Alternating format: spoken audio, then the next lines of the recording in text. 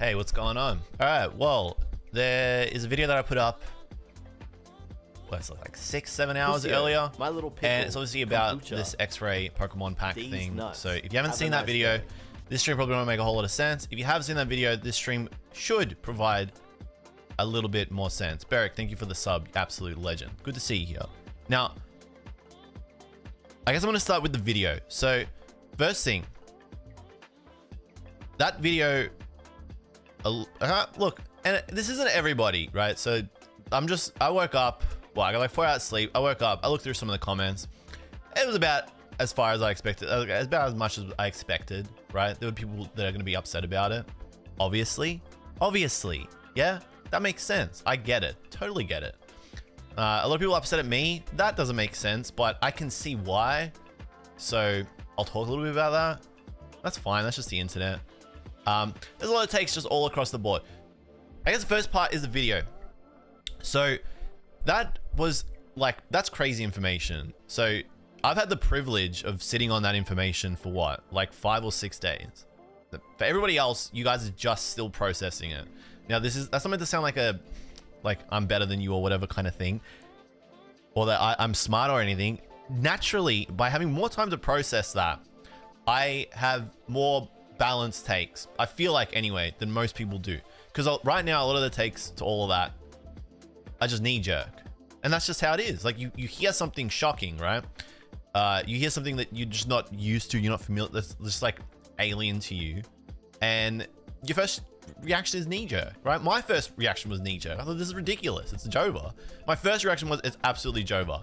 After spending like, what, 3 or 4 or 5 days processing it, my take on what it's going to mean for the hobby, the community, Pokemon card collecting and playing has changed a lot, right? So that's why I wanted to do this stream, because now I can fully flesh out and talk to you about all of that.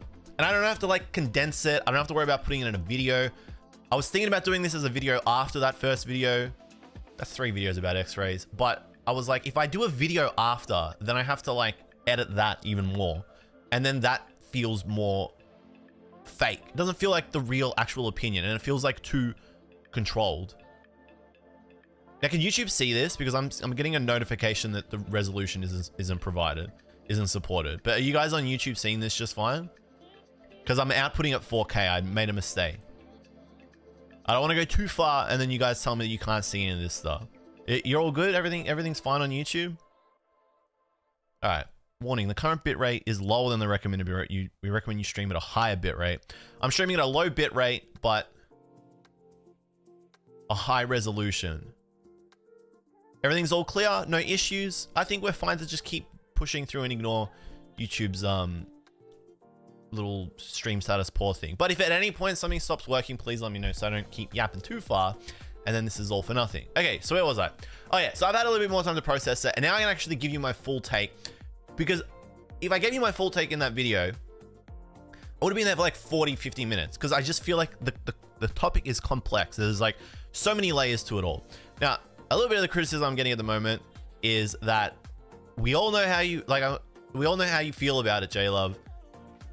We're not stupid, blah, blah, blah. I've seen Opossum's video. I messaged Opossum and I said, basically said you jumped the gun. And that's the condensed version of it, right? Because I feel like I don't feel like he did jump the gun. You jumped the gun, and I told you that. And I think if you're watching that video and then making an assessment on me and all of this, you're just not thinking clearly. You're just not, right? You gotta like slow down a little bit and think about like why is that video the way it is, and what is his actual opinion? You can't just assume someone's opinion. I mean, you can, but like it's flawed. It's a stupid way to just approach anything, any human interaction. By thinking you know what the other person's thinking. No, I used to live my life like that. Stupid. You don't always know what the other person's thinking. You have an inclination. You can get a good read on people as well, but you don't actually know, right? So now I'm going to tell you how I feel about all of this, right? It's ridiculous. We all know that it's ridiculous, and it's bad for a lot of people, right? I don't think you can look at this and think that it's good, right? Because it doesn't get, like, the only real good you get out of it is that you can see whether you're getting scammed or not. But it's a broken fallacy, right? Because now that you can X-ray stuff, you have the power to scan people. So now you're scanning, X-raying and scanning stuff so that you're not getting scammed. But then you're getting scammed because you can X-ray and scan stuff. So then you got to keep X-ray. It's just stupid. It's broken, right? The only good bit is that it is accessible to the public. So you have this technology at your disposal. Now, I think the tech is cool, right? Because you can scan, it's cool. Like fundamentally being able to just like scan through a booster box and see what's inside is a cool concept. I'm turning the music off. It's just a cool concept. Like, does it have bad runoff effects? Yeah, of course it does. But like the actual concept and the tech is cool. I think anyway, that excites me. Maybe that's just me. Nerdy side, I don't know. I get excited about engineering. I wish I was a mechanical engineer. I think it's or aeronautics, like those cool types of engineers. I wish I was them. So maybe that's that side of coming out of me, right? Some of you guys know that I am an engineer by trade, right? So naturally, as an engineer, I'm gonna think that stuff's cool, and I gravitate towards it. So that's why I said it's cool, right? I think it's cool, and I stand by that. And I feel like that's the only real level of opinion that I put into the video, was that I think it's cool. Now you can be intrigued and excited by something that's bad. You can definitely be intrigued by something that's bad. That doesn't make you a bad person. And that doesn't mean you like bad things or you're happy that bad things are happening. It just means you're intrigued, because excitement doesn't mean good always. You can be excited for bad reasons. Your body can be in a state of excitement. Okay, so that's that out of the way. It's got a net bad. I want to talk about some of the bad sides of this, right? So the fact that you comment on them like you liked them. No, I commented on them as I was impressed about their tech, the same way I did Aaron Wayne, both of them. I thought it was very cool what they were doing. They were just testing. They had so what they do, right? And I should have spoken about this more in the video. They do non-destructive testing, which is a way. It's pretty self-explanatory, but if you don't know what it means, it's a way of testing something to see if it's broken, right, without destroying it or without having to like dismantle it. So you got like a car engine, or you got like a big, component for a vehicle or a plane. They use this in aeronautics all the time. And you want to see if it's damaged, but you don't want to take it apart, maybe because it's a laborious exercise or it's expensive, or if you take it apart, you're going to break it for sure, or whatever, right? You scan it with non-destructive testing, and then you can identify where the damage is. So you scan an engine and there's a crack on the gasket or something, you can see that without having to take the whole engine apart. Okay, I don't know how engines work to a T, but that's just the layman's explanation of NDT, non-destructive testing. So I thought the fact that they could do this is cool, right? To a Pokemon booster box. I'm just like looking back and thinking about when I was a kid, 25 years ago. Oh, the nostalgia, whatever, right? And you're like, damn, I wonder if you could do this one day. Like, that would be crazy. You never would have thought about it. So that's that component of why I thought it was cool, and why I commented as if I liked them. Of course I liked them, because I thought the tech was cool, right? So from there, they approached me, and I spoke about that in the video. Now, I want to make this clear. And I feel like I'm jumping all around the place, but we're just going to keep yapping, right? We're just going to keep going. They approached me to reveal the story, and that for me was cool, right? I thought that was exciting. To be able to like share this news, whether it's good or bad, to be able to share it is cool. Okay? To be able to put a video on the channel and be like, yeah, we shared that story is cool. I think that is cool for me personally. Whether it's good or bad though, that is for the people to decide, right? It's not up to me. I am not the arbiter of the paragon of the fucking community. Like, I don't care, right? I mean, I do care, but I don't care for that role. I don't want to be that role, right? And I certainly don't want to project as that. May have in the past, definitely don't want to anymore, because now I make videos. Right? So I presented the video as just information, and that's why I didn't stick my opinion into it, because I just wanted to show you guys what was happening. I just wanted to be the one to reveal it, right? And I felt like I could do a good job at revealing it without bias, and that I could also push them to get the information and answer some of the questions that people were going to have about this technology. Because when Aaron's video went up and Industrial's video went up, there were a lot of questions like, can you scan booster boxes? Or how far does this go? What are the TCGs? What cards can it pick up? Those were all questions I had too. So I figured, hey, these guys reached out to me. They want to reveal this information. While we're at it, let's see how far this whole thing goes. And you can put it all to bed, put the video up, and then people can decide. Didn't want to influence people one way or the other. If I have done that by saying I'm excited about the tech, I think it's cool, then I made a mistake. I didn't think that would influence people, and I don't feel like it has anyway, because majority of the reception online is that it's a bad thing, right? There's a lot of negative sentiment to this, and that was to be expected. I definitely didn't shield them at any point in the video. I even pointed out a flaw with their trust system, which is that the trust, the onus is on the consumer and collector to prevent themselves from getting scammed from their service. There's absolutely no reason to trust these guys. They just came out of nowhere. They don't even know about Pokemon.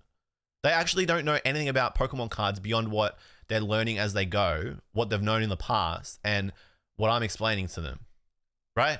That's as far as their knowledge of Pokemon goes. So there's not a whole lot of reason to go, hey, let's just like trust these guys straight away. So in the video, I pointed that out. There's a flaw in that system. There's a way that you can protect yourself if you want to use the service. There's a few ways with the tamper-proof seals, or if you want to walk the product in. But there's in no way. I mean, if you took that I glazed them, I made a mistake somewhere along the way. Maybe I should be more critical of it, but it's hard to be critical of it when I think that it's a good thing that this is accessible to the public, right? If there's anything I'm going to go on record and say that I think is good, it's that it's not being gatekept, because this could have been so much worse. It could have been $300 to scan one pack. And then all of a sudden, like, the people that are influenced the most, which is the people that don't have a lot of money or who are heavily invested in it, all of a sudden they're at risk of getting scammed. They don't have an easy, accessible way to prevent themselves from getting scammed. And so scammers have just more leverage, a greater ability to take advantage of people because you have no way to defend yourself. Okay? So that is good, fundamentally, that it's accessible. I wish it was cheaper. If it was cheaper, it would have... The fact that it's accessible is a con and a pro at the same time in a weird way, because then it's also easier. There's a easier barrier for entry to get over, to take advantage of it, and then take advantage of people because you can then scan your stuff as well. Two ways, nuance, very complicated topic that you can't really fit in a 15-minute video. I saw somebody in the chat, Clayton, good to see you, Clayton, say, as a fan of engineering and tech, it is amazing. As a hobbyist and someone trying to save money, this sucks. And you know what? That's where I land. I agree with you. That's where I land too. It does suck. If you're a sealed collector, it's good and bad. And we'll talk about that in a bit. But my reflection, like when I looked back on it all, right, after I've had the time to process it, was that I'm largely not impacted, right? Because I'm primarily a card collector. And I think if you're a card collector, you kind of stay on top. There's an argument to be made that you may lose out long-term if the hobby dies and there's no interest, then they'll just stop being cards. But for that to happen, Pokemon has to die, which I don't think is going to happen because Pokemon isn't propped up just by the cards, right? Anime, games, the competitive side of Pokemon, all are pillars of Pokemon. So I don't think if collecting dies, then it's Jova and there's not going to be any more cards. As a card collector, you'll be fine. You'll still be able to collect cards. This isn't even talking about the fact that they're probably going to adapt, and they're going to need to. They're probably going to adapt and find a way to prevent this, prevent the boxes from being scanned, right? Rock says, buy from reputable sources, problem solved. Thank you for the super chat, Rock. You don't have to do that to say your point, but I do appreciate that. And that's another thing to talk about. I feel like I gotta slow down because I'm kind of jumping all over the place. TPCI, if you want to solve CT before scanning, I go too far then on infuse the packs with high radiography materials, I want to wrap up the video, barium right? sulfate, I purposely or high did not density inject my personal with opinion into that video because it was a reveal of information. So I kind of have to like approach it as a news article. But at the same time, this is YouTube. I need to make a video and I gotta keep you engaged to some degree. So we're kind of moving on a bit of a roller coaster here. I was injecting a little bit of my opinion here and there, but for the most part, I just wanted to present information because I knew this video was probably going to get in front of a lot of people's faces. Magic collectors, One Piece, Lorcana, Yu-Gi-Oh, every single TCG. If you collect it, you kind of have to see this news, not specifically this video, but see this news. And this video does have the X-rays scanned. So if you want to see how far the tech goes, you do have to watch the video. And so because of that, I didn't want to inject my personal opinions too far into the video and then influence people's first analysis of the information because the information is so like ridiculous. It's hard to process because it's just such a crazy concept. And then you got this guy telling you, like, this is bad, this is good, like whatever. Like, no, you just decide. Watch the video, you decide. Now, if you've decided that I was fence sitting or that I was glazing them, I can't do anything about that. But I think if you just take a step back, look at it rationally, be like, why did you approach it that way? What are you actually saying, Julian? What are you actually saying, JLUV?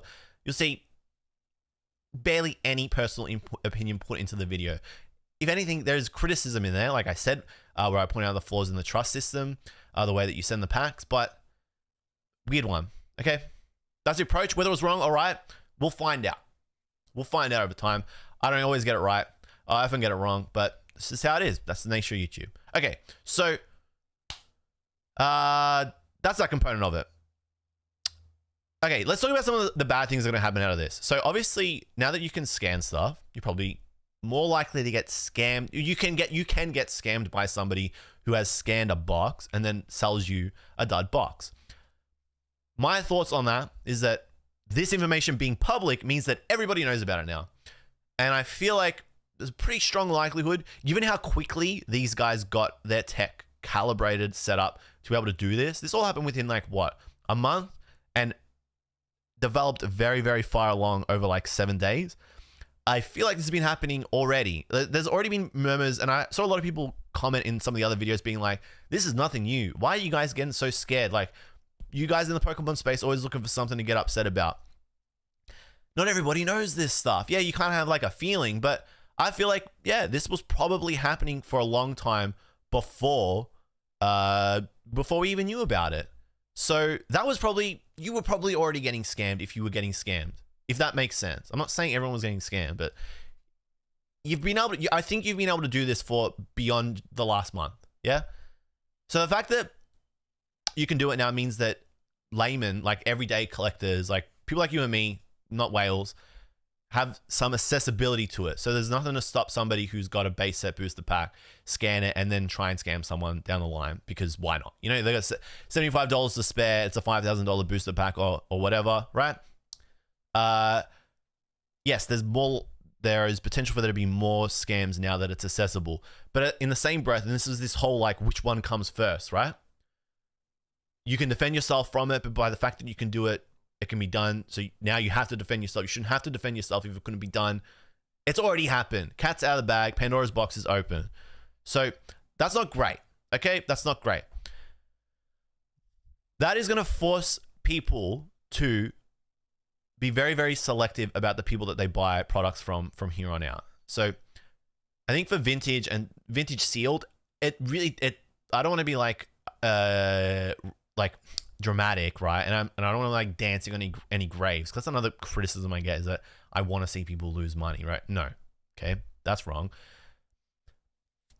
Those guys are going to be impacted the most, because that whole sphere is now like the foundations of it have just been broken now by virtue of the fact that you can scan vintage packs and you can work out what's inside them or not. So there's nothing you can do about that. As a collector, you just have to like, you say, that's it, I'm out. You kind of just have to say, I cannot touch that. Or you have to go into it knowing that there is a potential that what you are buying may have already been scanned. So it's just changed. The landscape has just changed. That's it. That's it. It has changed. But what I was saying earlier, the fact that you can do this so quickly means that it was probably already happening before. Now it's just public knowledge. So that just depends on how thick of a tinfoil hat you're wearing.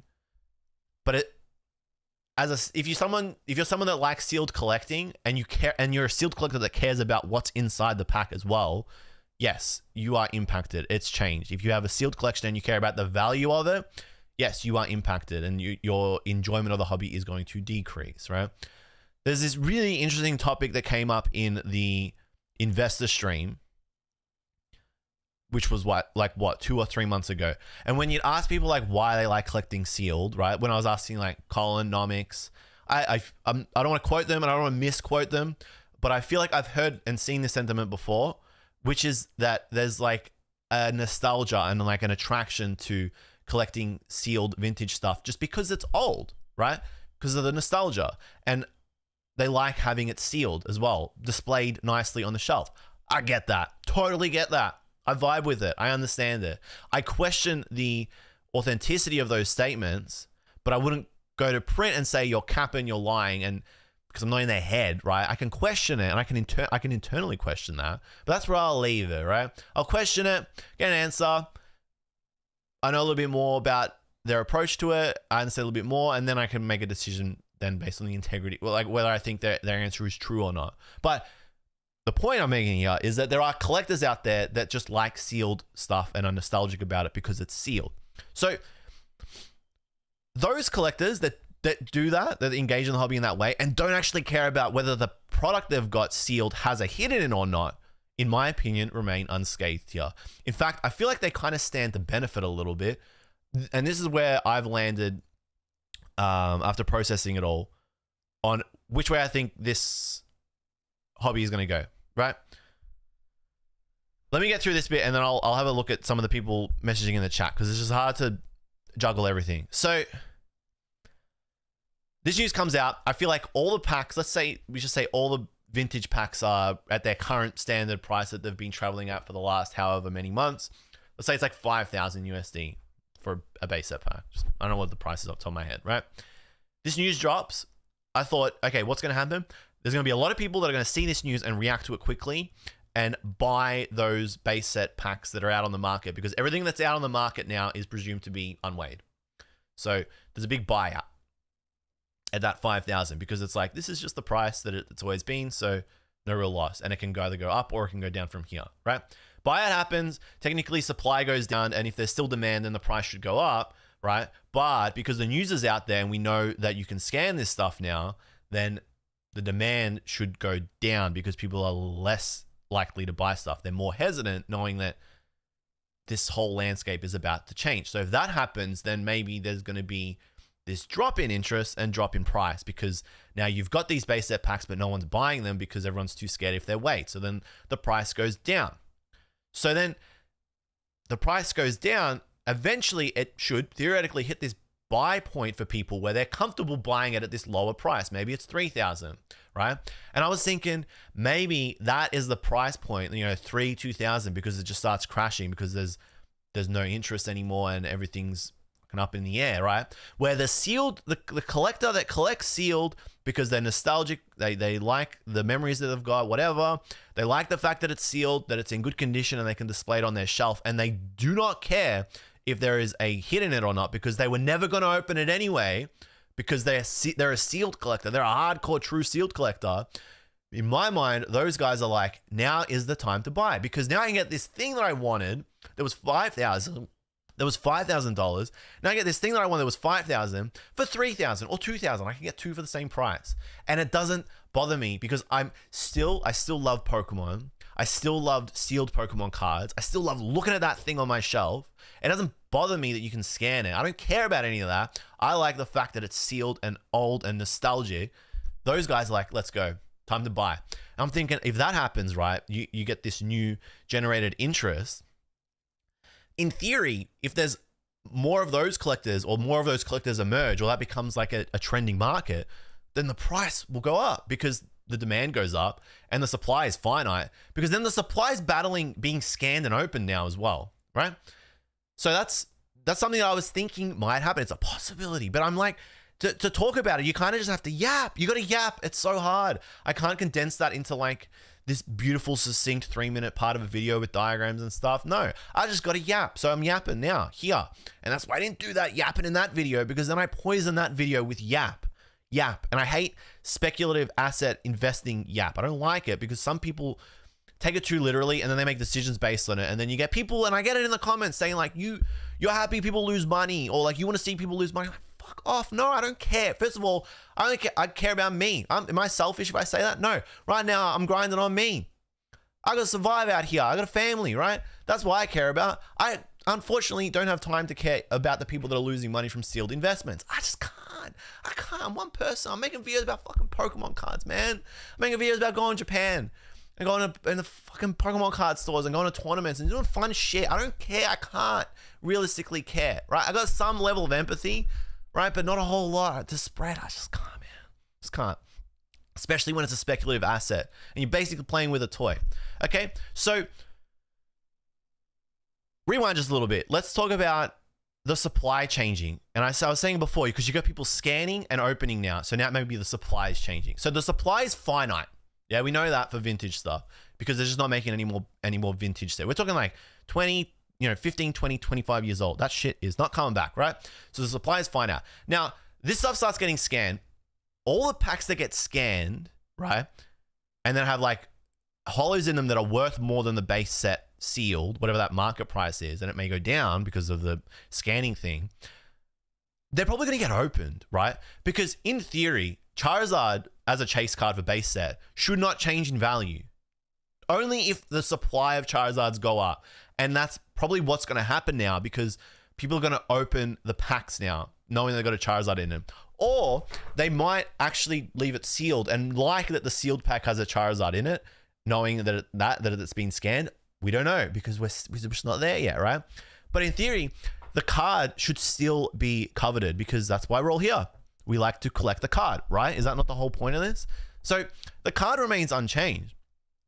The supply of packs decreases until, in theory, all the Charizards have been opened and there's no reason to open a pack. Well, like all the Charizards, the Blastoise, and the Venusaurs have been opened. So there's no reason to open the pack because the potential gain is less than the sealed pack, but we don't know because we haven't reached this.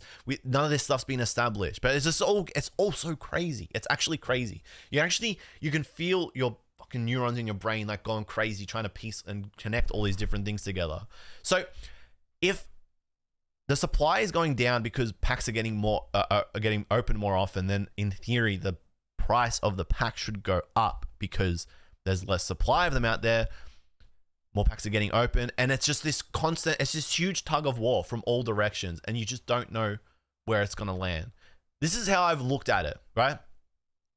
This is how I've thought about this whole thing. Is that it's like a tug of war from like 20 different directions, and it's just too hard to like work out which way it's actually going to go, but you can see all these different parts. You can see all these different directions that it could possibly go. Like there's another layer to it there. It's like, okay, now all the Charizards have been taken out of the packs and exhausted. So, and so now it's like, what's the next thing that we want? So maybe a market emerges for Blastoise. Like Blastoise's price goes up because it's the only thing left for people to go after. And then after Blastoise, then Venusaur goes up or something, right? And these hollows that used to have no value, like, what's a dud hollow out of base set? Because I don't care too much about vintage and I don't fucking memorize this stuff like my times tables on the back of my toilet door when I'm fucking 5 years old. I don't know off the top of my head what the least valuable hollow is. It's like Poliwhirl or something, right? So maybe all of a sudden Poliwhirl's price goes up. Zapdos, Tadpole Man. Yeah, okay, nice. Thanks, Emperor. Maybe that's what happens, right? The prices of those cards go up because now sealed, there's no interest in collecting it. There's no chase, there's no hunger, there's no drive, there's no desire because you can scan it. But at the end of the day, you can't change a card. A card is a card. Charizard still is a Charizard. And it being old, rare, and hard to find in really good condition remains unchanged. Sure, there might be more of them because now definitively the people are scanning them out of the packs and opening the said packs. So the number of Charizards out there goes up. But hey, if we're to go by the logic of, and this isn't meant to be a little clip at the investors, but the logic that Pokemon is just always going to be popular and keep getting popular, and they're always going to be interested in it, then by that logic, the card should continue to go up in value, despite all of this. Because the card is fucking constant. It is a Charizard still. And Charizard isn't going to go and do an ACL or break a leg and miss 2 seasons and lose the MVP to fucking Poliwhirl. He's still Charizard. Nothing changes. So there's still, like, this whole hobby is dead thing makes no sense because at the end of the day, it's a card that you come here for. The only way that the hobby actually dies is if they stop making cards, but they're not because it's fucking Pokemon, bro. They're just going to keep making it for as long as they're making games and as long as people are playing the game. Are they going to take a bit of a hit now? Probably in this short term because I've only spoken about vintage. I haven't spoken about modern. I haven't spoken about modern at all.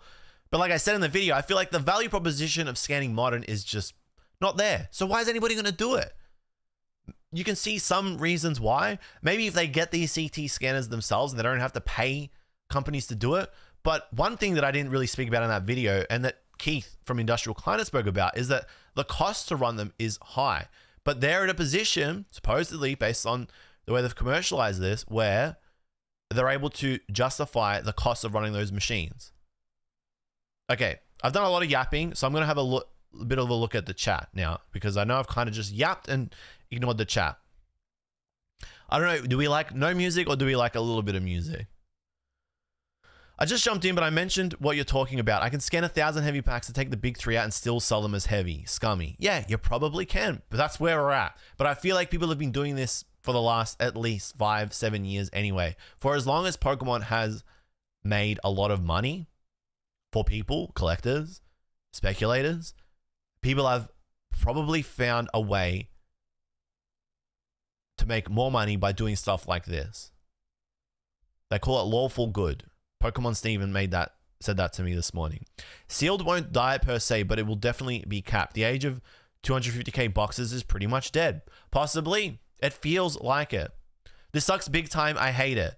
I feel like you can't, but like faith and science, if you still like cards, it's fine. Like I looked at this, like I said, I've processed it all. I'm like, nothing changes for me in this current short term. I still like collecting vintage Japanese cards, tracking down artist binder stuff. That doesn't change for me. I still do that. I'm still getting new cards because Pokemon are making new cards, right? And if the sales of Modern go down because of this, because of the lack of interest, then maybe we enter this age, right? And I'm going to talk about prevention and what that will mean later. Maybe we enter a similar age to when Pokemon died off in the 2000s and 2010s. It's the same thing. We have a peak, we have a trough. We have a peak, we have a trough. And we've gone from a peak. We're definitely not in a peak, haven't been the last few years anyway. Heading towards a trough. It's going to put us straight into a deep trough, right? And until they come up with some preventative measure, which I'm sure they will because they're going to want to because of the implications of all this, then we're going to stay in a trough. But it's up to them to adapt. And I'm going to start talking about adapt in a little bit too, and having to adapt, okay? Any negatives on the hobby make me feel sad. You gotta roll with the punches, Faith. You gotta roll with the punches. And that's not even just a Pokemon thing. That's a fucking life thing, man. You know how many, dude, you know, I've been through some and you just gotta roll with the punches. And one thing I've learned is that you always find a way. That's just a general life thing, okay? You just always find a way. And same thing in Pokemon here. If you really like it that much, the hobby will find a way. It will roll with the punches and it will adapt. I'm going to talk a lot about adapting. Sealed booster boxes aren't even dependent on what cards could be in the box. For example, some black and white sets barely have anything of value but are super expensive sealed. True, right? And that's because people collect sealed for all different reasons. And that, Philly, AC, sounds like those particular boxes, that their price is being upheld in the sealed market for the pure nostalgia factor alone, right? So the people that are going after those boxes don't even care, right, if they have a hit or not. The fact that the box is coveted and hard to get, the actual object, not what's inside, the sealed booster box is hard to find, hard to get. That is something that collectors gravitate towards. I know that's what I gravitate towards with video games. I like trying to get video games that had short prints. I love that. I think that's awesome at low prices. That's what drives me with video game collecting. I don't have a real sealed Pokemon card collection outside of the Japanese stuff that I never opened, right? For the 2019 to 2022 stuff. But I do actively collect video games, not so much sealed because they're so expensive, but had for a long time, last decade, 15 years, ever since I was a kid, basically ever since I've been playing the games, right? Since the PS1 days. So I know as a collector of video games that going after hard to get things is nice, even if they're a bit damaged, right? Even if they're not sealed, because the thing, I like the thing, right? So you can like the box that is hard to get and coveted, even if you know it's got nothing of significant worth inside as a card, you could still collect it. Those collectors remain unfazed. If anything, they're feasting because the people that only collect the sealed stuff, only collect the vintage stuff because of the potential value of the cards inside, because they're losing, others are gaining. It's fucking peaks. Like, it's just, there's so many layers to this. So people saying the hobby is going to die, super dramatic. But I also get it and I don't blame it because like your initial take at all of it is hard to process. It's just the brain cannot I was having this conversation with a mate. It's like, let's say for example, all of a sudden aliens just come down. They just land right in your backyard. you would not know how to process it. You think you would know how to process it. You think you'd be like, oh, wow, aliens. I always knew it. No, you would shit your pants. You would not know what the hell is going on. You wouldn't even know to talk. You'd be flabbergasted, right? Because your brain has never been exposed to such a concept before. Like, in truth, maybe in fiction, but we already know. We know we're watching a movie. We know we're watching a TV show. We know that it's not real, right? There's that thought, what if, right? But we know it's not real. But when it's in front of you, you have to confront it and deal with it. Your brain is processing it for the first time, fresh to death, right? And so you fucking crumble. You fall apart. Same thing with this. Okay, maybe you don't crumble, but your brain doesn't know how to process it yet. You're piecing it together.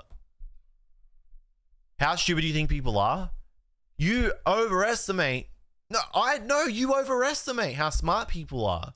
You're acting like everybody's a fucking like solid snake. Like, oh, it's an alien. Like, I know what to do, Mr. President. I will assassinate the You're acting like you're gonna go fucking like commando and like, welcome aliens to Earth. I am Julian. Welcome to our humble abode. Bro, you're gonna fucking freeze. Like you're just not. Your body's gonna shit my little itself. Pickle, kombucha. These nuts. Have a nice day. We're gonna talk a little bit. Okay, we're gonna talk about adapting now. Okay, so one comment I've seen, and this was one of my first reactions to this as well, is that resellers are going to have a really tough time. Okay? I'm going to blend yap with question answering as well in the chat. So I feel like resellers are going to have a really tough time. And I'm concerned about the short-term effect, or even the long-term effects on people that have tried to establish Pokemon card businesses from the ground up, you know, as like a startup, or even as like an all-in kind of thing, that are building their brand still. So they're still building their brand.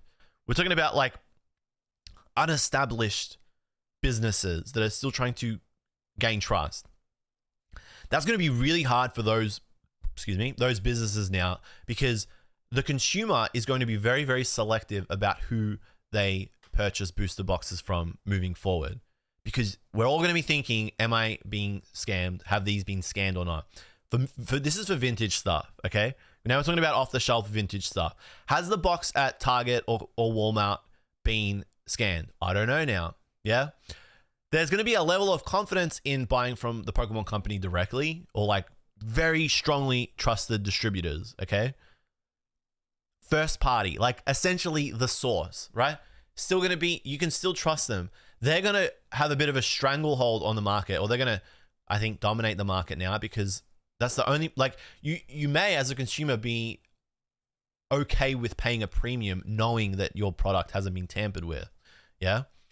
But those stores are going to be battling with the actual interest in Pokemon, whether it's still there or not. They might not. So your first thought is like, oh, they can like control the price now, because like that's the only place where people are going to be buying stuff from. So boxes are going to be more expensive. But if people are less interested and this stuff isn't moving, they're going to have to bring the prices down. So there's going to be this transition period, right? Where businesses are going to have to learn to adapt to this new paradigm shift, which is what it is. I bet you breakers with sealed boxes from trusted streamers will potentially be more successful. Yes, you're going to see integrity is going to be huge from here on out. Huge. And you can't buy integrity. You have to earn it, and that takes time, which is why the people that haven't earned it yet are going to struggle in this short term, right? Because it's going to be the hardest landscape to try and build consumer trust. Really hard. I feel for them, but at the same time, I feel like if you're coming into Pokemon cards now to make money, you're a little bit too late. And I've watched a few videos where people talk about this. PokeNE spoken about this, made a good video about it. Pokemon Steven made a good video about it too. The opportunity, like the lucrative opportunity, or like the safe opportunity, where it's like you work hard, you know, you're smart about it, you'll be fine. That window has, I feel, effectively closed. But I can't feel too bad for those people that were too late, because if you feel bad for people that are too late in life everywhere, you're going to spend your whole life feeling sorry for people, because people are too late to things all the time. You can't feel bad about it. Not everybody can be happy, joy, win. We love the hobby. We love the community. Let's all make money and rich together. It doesn't work that way. There's winners and there's losers, right? So Sucks for them. All right, I'm not dancing on their grave. I'm just saying I can't be empathetic to every single party. It's just physically and emotionally too taxing, impossible. I can't. I get it, right? I might sound harsh. Don't take it personally, all right? Don't take it personally. The businesses that now might get into strife, like LGSs, I feel like are going to be in a weird spot now. So, you know, we've all got our LGS that we trust. I've got mine, and I'm going to continue to trust them. I'm going to continue to trust them because they haven't given me a reason yet to not trust them. Okay? Now, they might screw me down the line, but until that happens, what can I do about it? I can't live my life in fear, feeling like every single person is trying to screw me, because then I'm going to fucking be paranoid all the time. So there's like a level of trust. You got to go into this stuff knowing that at some point you might be, you know, you might get stooged, but we're still good. Don't overinvest, right? Don't what's the word? Don't fucking commit too hard or anything. Like, treat it as a hobby, treat it as fun. Use your funny money to buy this stuff and keep it at that. You'll be fine. It's fine. Those LGSs though, yes, I think they're going to be questioned. There's going to be more scrutiny over LGSs and stores now, and it's going to get harder for them too. But the smart stores will adapt and thrive. I don't know what their solution is yet. Okay, but they will find ways in this technological age, right? In this totally online age, right? To maintain consumer trust. Maybe it's in their process of when they receive stock. You know, they're filming it from dispatch to arrival at their warehouse, and like every step of the way, or like there's new seals put on cases or something to, you know, some efforts are being made to show to consumers, hey, we're doing a lot to make sure your stuff isn't scanned until Pokemon adapt or these other card games adapt. And I'll come to that in a second, right? They're just going to have to adapt and build that and give the consumer more reason to trust them. So they're going to have to work a bit harder. But hey, that's life. Nothing good comes easy, right? You want to keep making money in business? Got to adapt. You got to work hard. I'm not doing the bootstraps thing. I'm saying it's not a fucking you're not playing the first level of Mario Kart. You know what I'm saying? It's not Donut Plains 1. It's fucking Donut Plains 3, bro. It's Dragon Raceway. Like, it's hard. It's Dragon Raceway 200cc. Like, it's meant to be hard. It's meant to be hard. Because if it was easy, everyone would be doing it and we'd all be fucking millionaires. So those stores are going to have to adapt. If they don't adapt and they fail, that's small business. That's small business. What is bro yapping about? I'm talking about people that are concerned about stores, right? That are going to potentially go under, and livelihoods and families that are going to go under because consumer trust is lost in the stores now that boxes can be scanned, and the people are less likely to buy them because they're too scared of being scammed by resellers. So they're going to go buy at the Pokemon Center where they're going to pay a little bit more and they know that they're going to be fine, right? That's what I'm talking about. I'm talking about what it means for those businesses, right? So I spoke a little bit about businesses that are just starting, right, and trying to get up. They're going to struggle, right? Businesses that are already established, they're going to have to work a little bit harder and adapt to this situation, right, to continue thriving. That might mean, and this was great as well, okay? This was great. I thought about this. I'm like, this is going to push people into different parts of the hobby if they actually really still like Pokemon cards. Like, for me, it's easy. Again, I'm privileged here to be like, well, that's whatever, because you take one part of like Pokemon cards away from me and I still have a whole bunch of other areas where I can engage and enjoy it, right? So I've been fortunate enough to travel to tournaments and play, and like I still have those opportunities because that doesn't remain, that remains unfazed, right? They're still going to run Pokemon tournaments. Pokemon card interest, competitive scene is the highest it's ever been, period. And that's not driven by collectors. Collectors like to say, we help. Yeah, you help to an extent, but it's the players and the player base that keeps that game propped up, right? The collectors help a bit, but it's the players that do most of that carrying, right? Don't get too carried away. So like, I still have that aspect. So I feel like you guys still have the opportunity, if you haven't engaged in that part of the hobby, to do that now. It's like a new door opens, right? If you still want to engage in Pokemon cards, you have this opportunity to now start playing. Find another way to like it. It's crazy. I was watching a guy on stream. Used to watch my stream over at Twitch in like 2020, 2021. And all right, so in the chat, I'm seeing a bunch of like opossum this, opossum that. Do not stop arguing about a possum, okay? And stop saying he did this to me or did that to me, because it's not the place for it. So just please stop, please, okay? His name's Cardboard Therapy. He used to watch me over at Twitch, and he went live the other day, and he was playing One Piece, like the client. I was like, this is crazy. Cardboard used to just be a breaker. Cardboard Therapy used to just only open packs and sell packs. That was all he did. He was a breaker.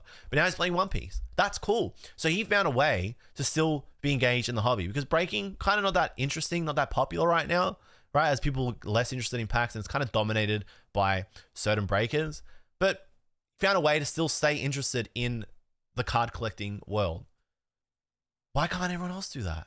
It's there. If you don't want to do it, fine. But don't claim that it's dead. People are still having fun every single day. People are finding a way to have fun. And I'm very, very confident that people are going to continue to find ways to have fun, even if you can scan packs. Okay? So I've spoken about adapting for businesses and the people that potentially their livelihoods are affected. Small third-party businesses. You actually promote scamming. Nice. Yeah. Okay. It's just like a bot NPC, like computer generated Sims 1, no facial features comment there. Like, you actually are a sim. I probably made you on my Windows 95. I remember installing the Sims. It was like 700 MB because that's how much a disk was. And I had I'm pretty sure I had a 2000 megabyte hard drive. I remember creating you as a character in The Sims, and you have been generated now 25 years later. Welcome, dude. Phil Mark. I'm pretty sure I called you Phil Mark too. I remember, actually. You didn't get married in my game of The Sims either. You died alone. So where was I? Adapting. Okay. So I think the manufacturers of these card games now need to adapt to this situation. They need to adapt to this situation, okay? And it's going to take a bit of time. All of the stuff that's coming out over the next 1 to 2 years probably is not going to have any preventative measure to this CT X-ray scanning stuff, because a lot of this stuff's already been manufactured, and that takes time to develop, not only develop, but also to implement, okay? So when that eventually happens, all this gets undone. You get this period over the next 2 years where it's like wild west, right? Anything goes, everything's scannable, GG, it's over, the end. Okay, let's say 2 years, they go, okay, we've put this fucking piece of paper, layer, whatever thing over the box, and it like flat out stops you from being able to scan a booster box and work out what the hit is inside. Then what? Okay, chat, what happens now? What happens now? Tell me. They fix the problem. What happens now? I want to know. Now the mic is going to you. Okay? Because if the tech to CT scan can develop, right, an X-ray and work out what the hit is, then surely the tech to fix it and counter it can be developed too. This isn't it's the end, and now, like, that's what I'm saying. If you fucking lie down and go, oh, the hobby's dead. Oh my God, they killed collecting. Fuck. Right? Of course it does. You don't do anything. You just lie down and get hit by the bus. But if you adapt, ADAPT, then what? It took you 4 videos to say this? SMH. There's a lot to go through, C2B. Why are you cooking me like this? They'll fix it. The problem is solved. Then people are going to go back to weighing. Okay, so you go back to weighing, and then what? You've been able to weigh for that long. Has that changed anything fundamentally? No, people still collect it. I actually am curious. When people worked out that you could weigh these packs, what happened? Did we get this kind of reaction? I'm not promoting the company. Me talking about a thing is not promoting the company. I had this interaction with someone on Twitter, okay? If I say to you, I like strawberry donuts, I like to eat them, am I fucking promoting strawberry donuts? No, I'm telling you a thing. If I tell you that you can CT scan Pokemon packs, am I promoting it? No, I'm telling you about a thing. I fucking love eating strawberry donuts, just quietly. My last vid I did, I put a link to their site. You know why? so that people could go and read more and learn more about the topic. You idiot. Think about, no, now you're getting, I'm going to call you stupid. You've lost the benefit of the doubt. There's a link. If I don't put the link, people are like, source. If I put the link, now I'm promoting it. Okay. Did I talk about this at the start? I didn't get paid for this. Okay. I got the reveal, which was great. Because of course it's fucking cool. You get a reveal. You get to be the first to talk about it, right? People are going to watch the video. And as a creator, you want people to watch your videos. Yes, got that. Did I get paid? No. Did I ask for money? No. Did they offer me more videos and future kickbacks from finder's fees? Yes. Happy to disclose that. Did I take them?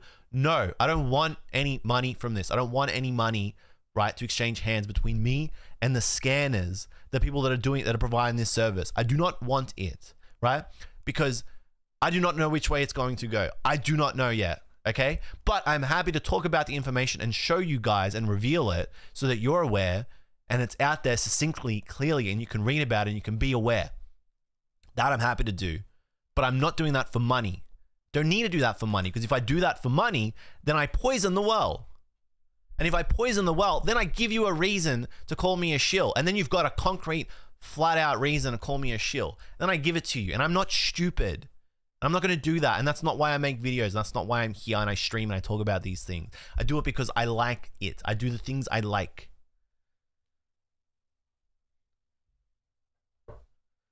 So you did it for views and in turn promoted it. The fucking gymnastics are insane. You need to stop watching YouTube, because every person that you watch on YouTube is making money from you. You are getting farmed for dollars. Your presence in this chat right now is lining my pockets. It's like 0.001 cent per minute.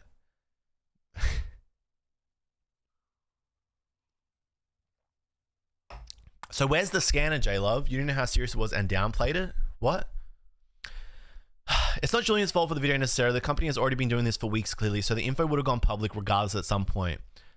It's still ultimately a terrible thing for the hobby, though, what these people are doing. If, let's just say, all right, this isn't like targeted. Let's say Pokerev made a video about this, or Opossum made a video about this.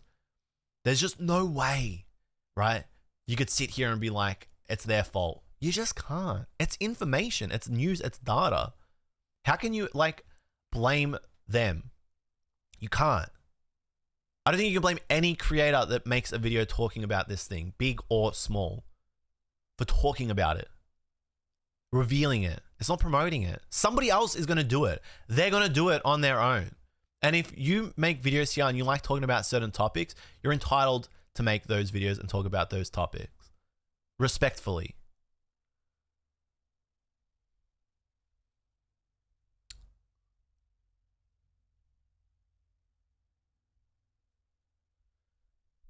Crazy that, yeah, it's crazy that people are conflating awareness and like reporting of information with promotion.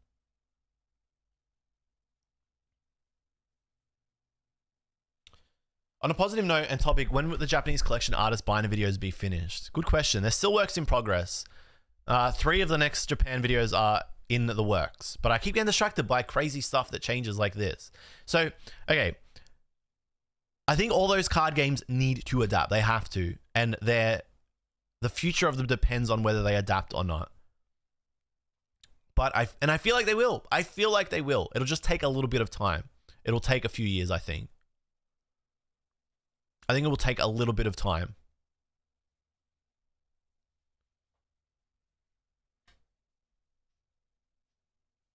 This film art guy is legitimately insane. I'd love to meet you. I would love to just like, I want to know if you say this stuff without like a smile on your face.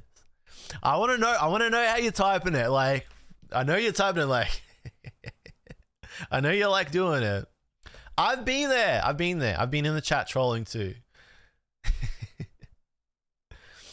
That's crazy. No, see, he's snookered me. It's checkmate. We can't ban him, because if we ban him, then he'll be like, I got silenced in JLUV's chat. So until he's like actually saying like heinous shit and like aggressive and stuff, no, he can stay until he's like, we just ignore him. Contacting all my doctor friends now to save money on scanning all my first edition base boxes. All of them will let me do it at their place of work for free. I'm serious. That was a very funny type of comment, Dharma, that I would get heaps, right? Which is that we can just do this for free.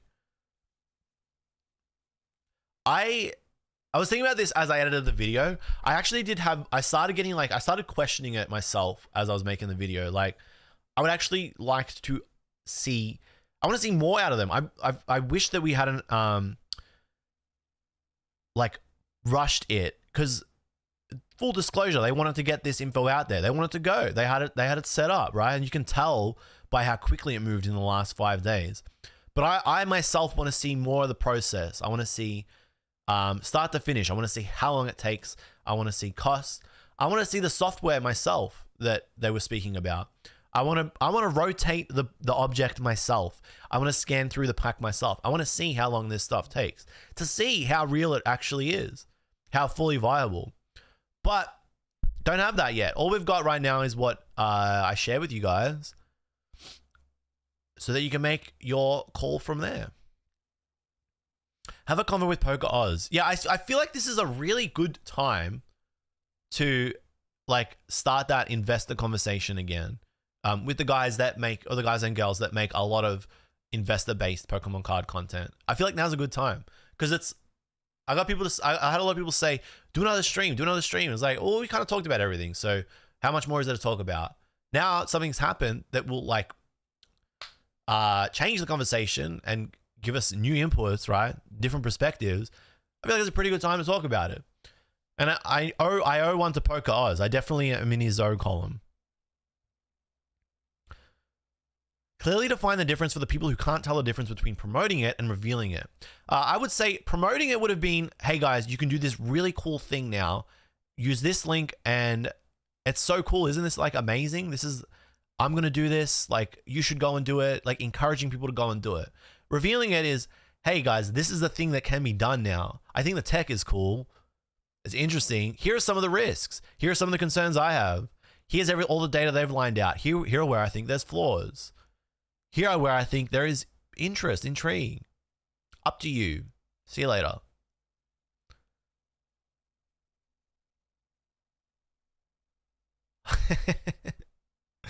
When are you dropping the interview with Steve? Yeah, true. Really got to finish editing that. Steve wants to film it again. I want to upload the current one. Yeah, so I saw a lot of people talking about lead in products because lead counters X-rays, right? I don't feel like it's that simple. I need to do more reading myself, but I feel like lead in a product that kids are like doing that with all the time when they're opening stuff is a bad time down the line.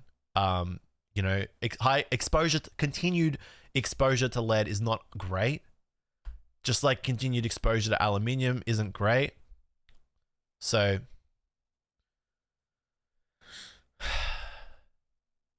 did you say, I ask again? Phil, this is fine because I also hate it when people ask me questions and I don't get a clear answer. Best way would be walk-in service. Is that no promoting? That is me saying, here's 2 ways that they offer the service. One is mail-in, and I think it's kind of sketch. Another one that they kind of suggested is walk-in. And if I had to pick between the 2, I'd say walk-in is the best. That's definitely what I was trying to articulate in that segment of the video. I do not think that is promoting. I'm saying if I had to pick between getting kicked in the nuts or slapped in the face, I'm going to pick to get slapped in the face. Am I promoting getting slapped in the face? No. But if I had to pick between the 2, please don't kick me in the nuts. Slap me in the face. Does that make sense? I feel like I've just given some great comparisons for you guys, right? That just spell it out. I can't think of any simpler. It's promoting without allowing yourself. Holy shit, this guy doesn't get it. He may actually have 0 brain cells. We have found the guy. Okay, I want to look at some of the comments because there are a lot of comments. and it's tough. It is tough to go through them all and respond to them all, but I don't want people to be like, he didn't respond to the hater comments or he ignored the hater comments, so we'll have a look at him.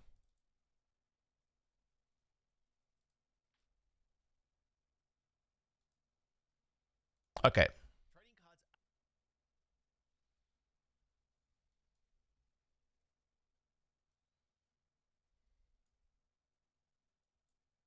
He ignores me, chat? Sorry, Beanie. Nothing personnel, kid. Pussyo, My Little Pickle, Kombucha, D's Nuts. Have a nice day. Thanks, Joe.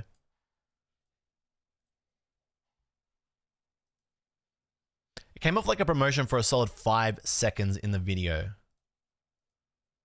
It was tough. Like, how do I say, like, they didn't pay me, here's the info, without... It was tough. Okay. Did I ignore yours? Sorry, Overflow. What did you say? Just ask me again. You know what? Before I jumped too far here, okay, this was the other thing I want to talk about. So, 3-4 months ago, investor stream, and that got a lot of attention, right? There was a lot of there was a lot of frustration, both sides. You can see why. People very passionate about investing in Pokemon cards. Did I not say multiple times that investing in a speculative asset is dangerous, and inviting that, you know, promoting that's promoting, making videos all the time, talking about that maybe isn't the best idea to a generally impressionable audience? Pretty sure I did. I spoke a lot about how it being a speculative asset means that at any point in time, it could be influenced by external variables that we don't even know about yet. Okay? We are there. That is where we are right now. It is a huge I told you so moment. It is a huge I told you so moment. Because this, right, being something that comes out of left field, right, is case in point what I'm talking about. The outside influences can impact it to a point where your investment is significantly impacted and decreased. So, investing in an asset like that is highly, highly volatile is probably not a great idea. We're there now. So I heard people in Opossum Bud's video comments saying that I like seeing people lose money. And I find that fucking insane to say, considering you have proof of me in video telling people, hey, be careful with your money, chat. Probably not a great idea doing this. And then you had a lot of people saying, nah, it's fine. Nothing stops this train. We're good. Why don't you go and comment that? Why am I not seeing that on the comments? Like, damn, it's almost like being apprehensive and cautious about a speculative asset is a pretty fair and balanced take. Nope. Instead, it's people getting mad at me now that you can scan it. And now that people are directly losing money because of the thing that I have said in the past you probably should be careful about, I'm getting blamed because I'm the one that spoke about it and revealed it. That's fucking crazy. You gotta admit, that's just absolutely insane.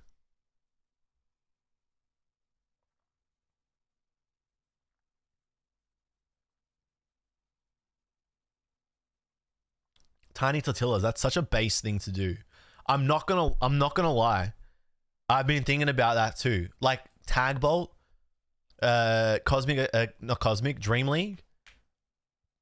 I'm thinking like maybe it's time. Joe and I were talking about this last night.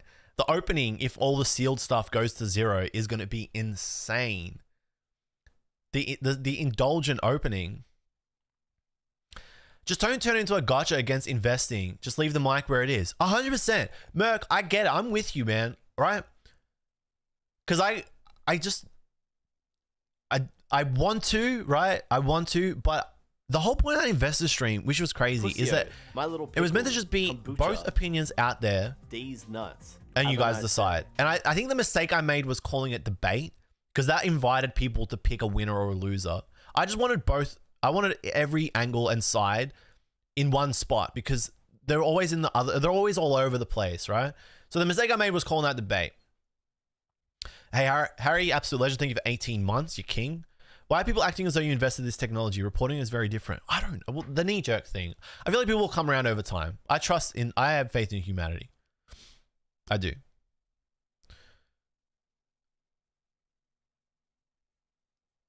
Discussion would have been better than debate, yeah. But yes, no, it's not a...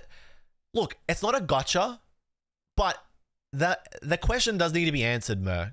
Hey, you know, 3-4 months ago, posed this question to you guys and said, do you not think this is like dangerous and risky to put these opinions onto other people and assume that they're just going to make the correct call and not be influenced by you? That's the question I asked back then. Now ask it again. Now that something has happened now, right, that has impacted this volatile asset, where do you stand? Do you I just want to know. That's my question. Like, do you still feel the same way you felt 3 months ago, or do you kind of get it now? And I'm not saying you got to kiss my feet and say, sorry, I get it. You were right. I was wrong. Because the whole point is just to be like, can you see it from this other side? And can seeing it from that other side change the way that you create content and do things in the future? And if yes, net win. Net win. Everybody happy. That's happy, happy, happy. That's the happy time.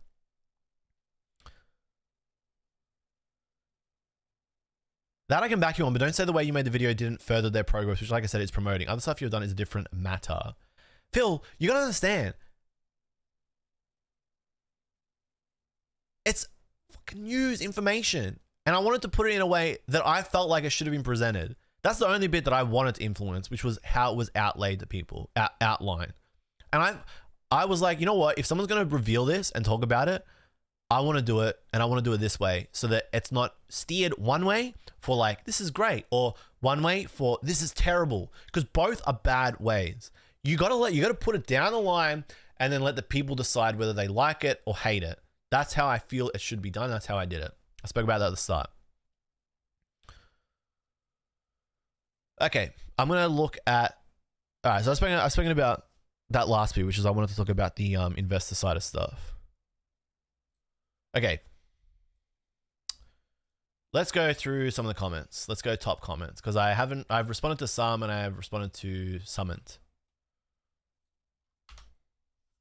Where are we?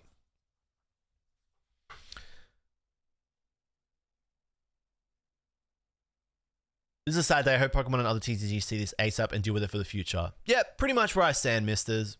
Pretty much where I stand. How much you want to bet they'll scan a sealed product, find a big hit, then send images of a dud box? That's why I spoke about that like 4 minutes into the video. Oop, you just said that at 12:43. Cool. But yeah, that is like one of the first questions, Mads like cardboards. That's like one of the first questions I had is like, how does this work? How do you know that you're not going to get berserkered?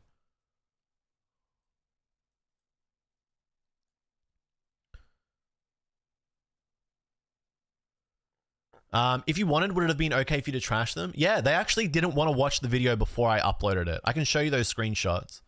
I said, do you want to watch it? And he said, no, I want to, he said, I want to go. I showed it to my girlfriend. I thought it was funny. He said, what did he said? He said, look at me. Nah, I want to go. I want to watch it in version mode. Lol, go for it. That's what he said. He did say to me, show this comment on stream. You know what? Send it. Oh. Okay. That's actually kind of funny. Is Tien Shinhan a government planted? Are they a plant? Are they a plant? Are they an industrial plant? Who knows? Okay, I work in medical equipment sales and we have all the high-end CT scanners on the floor open to testing. I should totally try this. Sad, ... Since the secret's out, I've been doing this for years. I did see their comment in actually my last video. I'm going to go back and see what that was. That name is familiar. It just took a childhood obsession of wondering if you can look inside packs without opening them and a bit of luck going into medicine as a practitioner. Been thinking about a non-invasive way for years, and NHS allowed use of machines after hours, so I tried it. Took only a few tries before I got it. Lol, I was proper shocked. I remember grabbing my head. If you've seen Endgame, it was a proper Tony Stark moment when he figured out time travel. I did it with a base set booster box, then with everything I bought after, and was able to find the precise packs the holos were in. Also, I don't know if it's been mentioned anywhere yet, but the condition of the card can also be determined. Centering can be determined too if you filter the holo out. You can calculate the interior to exterior ratio. I don't know if this is a industry planted comment, but it's funny. It's funny. It is funny.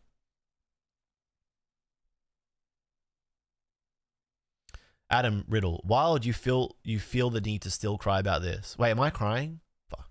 Sorry. He's British. What does that mean? All right. This business model would do at best at conventions. I thought that was great because like conventions are huge right now. People are having a lot of fun going to cons, and I don't think any of that changes, right? Maybe a little bit for the sealed component, but for the card component, still great. That's something that I thought is like so cool in America is card conventions. It's just like so cool how many card conventions you have there, and we have none. He is Aussie? How do you know? I couldn't tell. Are you talking about me? But yeah, you guys are super lucky in the States having all these cons. You have a lot of fun, and I don't feel like any of that fun changes now that sealed is kind of in question. Can you trust the service? You're in a booster box that has valuable... It has valuable cards and they send you back an equivalent with low cost already scanned card. I did speak about it in the video. Next scenario, Pokemon changes the packaging of both booster and box by adding either a layer or particle that disrupts the scan. Yeah, that could happen. And then this whole thing changes and then we gotta adapt again. Third, man, there are people dying. They cannot afford a CT scan to detect human disease. And some people take the time to spend on fraudulent activities. That's how low the hobby has gone. Alex Ketchum on Insta made that comment on the story that I put up, the reel. And I was like, bro, that's crazy. Because I know healthcare is like really expensive for you guys in the States. And yeah, it costs more to get a CT scan for medical reasons than it does to scan this pack. Which is crazy. And I feel for you guys. People can't just leave a good thing as a good thing. And why is JLUV promoting it? Yeah, I bit here a little bit. I did get bitten, but Ant is like this guy's on another industry plant on YouTube. Sometimes he loves people making money off Pokemon. Sometimes he hates it. But people were insinuating that I was doing this for money, but they deleted the comments, which is so funny. It always happens. You clap back in the comment section, they delete their comment. So there was somebody saying money, money, money, and they deleted it because they're a pussy. But like I said, I didn't get paid for this.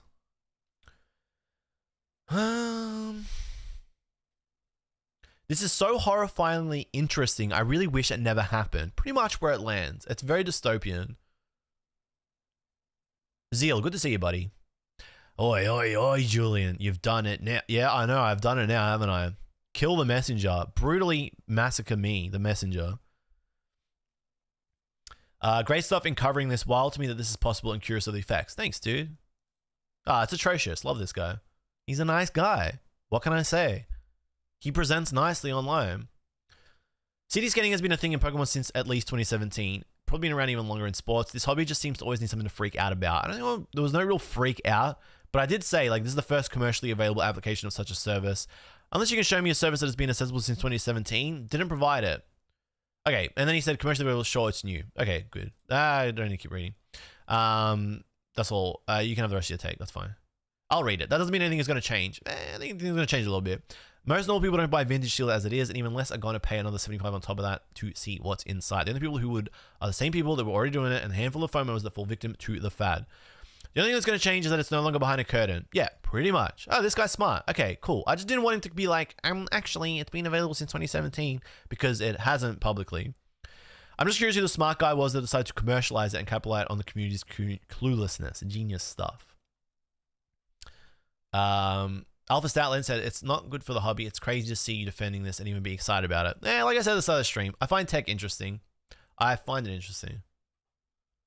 What can I say? I can't change who I am. That's just how I am. If I was like, guys, this is so bad. Guys, this is the worst thing that's ever happened, right? Then that would be lying. Yeah, like the most of the YouTube comments are pretty rational, and like, what can I say? Like, these are pretty rational comments. I think what happens was, I saw like, and this happens to me a lot anyway, chronically online. You can have 100 great, lovely comments, and then like 2 negative ones, and all you'll be able to see is the 2. That's a me problem.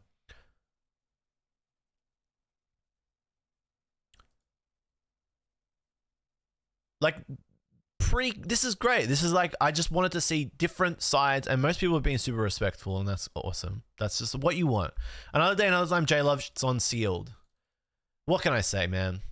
I did invent the CT scanner and this process.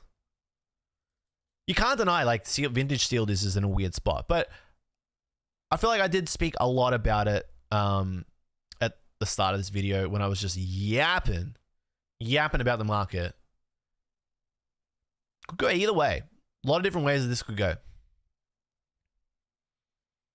Looks like I'm only buying Lorcana. Yeah, the scans for Lorcana were terrible, man. They were pretty bad. But I mean, I'm gonna open Lorcana this week for the first time because Set 5 comes out and then tournaments start in August. Whether I'll be playing them or not, I don't know, but I want to. But I'm gonna open it for the first time properly on stream this week.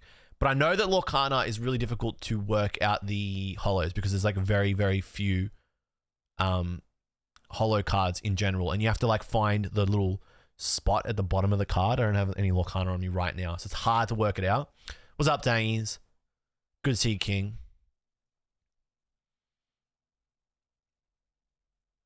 Yeah, I mean, aside from the usual haters, huge hater here, but huge rational person there too. So it blows my mind to promote this kind of activity, which will lead to downfall of TCG collecting and playing too. When people say stuff like this, but they don't actually play, that's like me saying like, what's a good example? Can't think of one. But it's not real. This is not a real comment. This is a computer generated little bit that people put at the end of their opinion to make it out like they are thinking about everybody, but they're not actually. Because if you played, you'd know. If you actually play these games and went to events, you know that this is just like the dumbest thing to say. It's like, I will never say this, and I play like a lot. I know I will never say this because players don't give a fuck. They don't care. Don't care. As always, money is more important to some people than having fun and mystery. This guy will also talk about investing in Pokemon cards. Which one is it? It would never have crossed my mind to promote this kind of activity. Look up the definition of promote. Kills any joy from this hobby. You're basically promoting scams.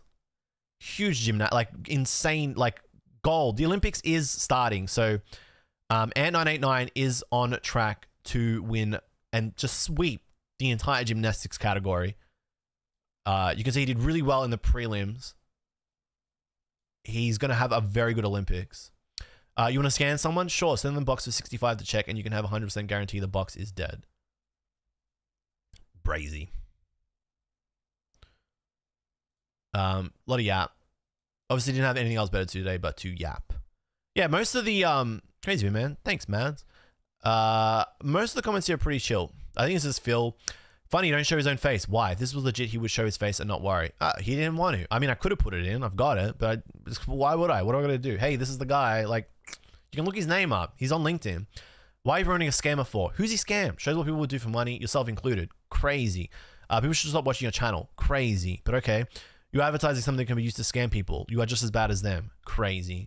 Do you, when, Phil, he's back. I cannot escape him. So like, if you watch the news and then the news reporter's like, this guy murdered 4 people in a petrol station. Do you look at the news reporter and go, man, you're promoting murder? Do you? That's the same logic, you idiot.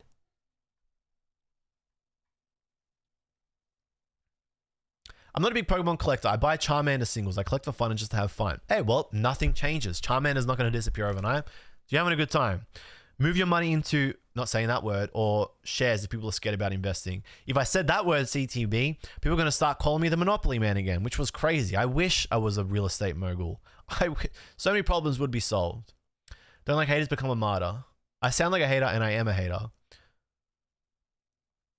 Them going to someone like you with 21.6 subs, thanks man, egocha, as opposed to revealing it through, let's say, a new YouTube account will have more views on it though. Better advertising in a way. Yeah, look, I don't disagree. They're going to get more exposure, which is what they want, but they're going to get exposure anyway. And every creator would have picked this up and is going to continue talking about this and pick it up anyway. So, like I said, I still feel like if it was going to get promoted and revealed, I'm pretty entrenched in this space for better or for worse. And so I feel like I know I got a pretty good handle on how it should be presented in a way that people are pretty unbiased and chill about. And judging by the comments on this vid, which is where you'd expect all the hate to be, it actually wasn't even that bad. It was super chill. It's very refreshing. I think there's some new comments. Okay, Joe, I will refresh for you. Homelander done guy at me wife and skibbity's me bloody son. Womp womp. Love him. Where else was I gonna go? Twitter. Twitter was pretty chill as well. Twitter was super chill.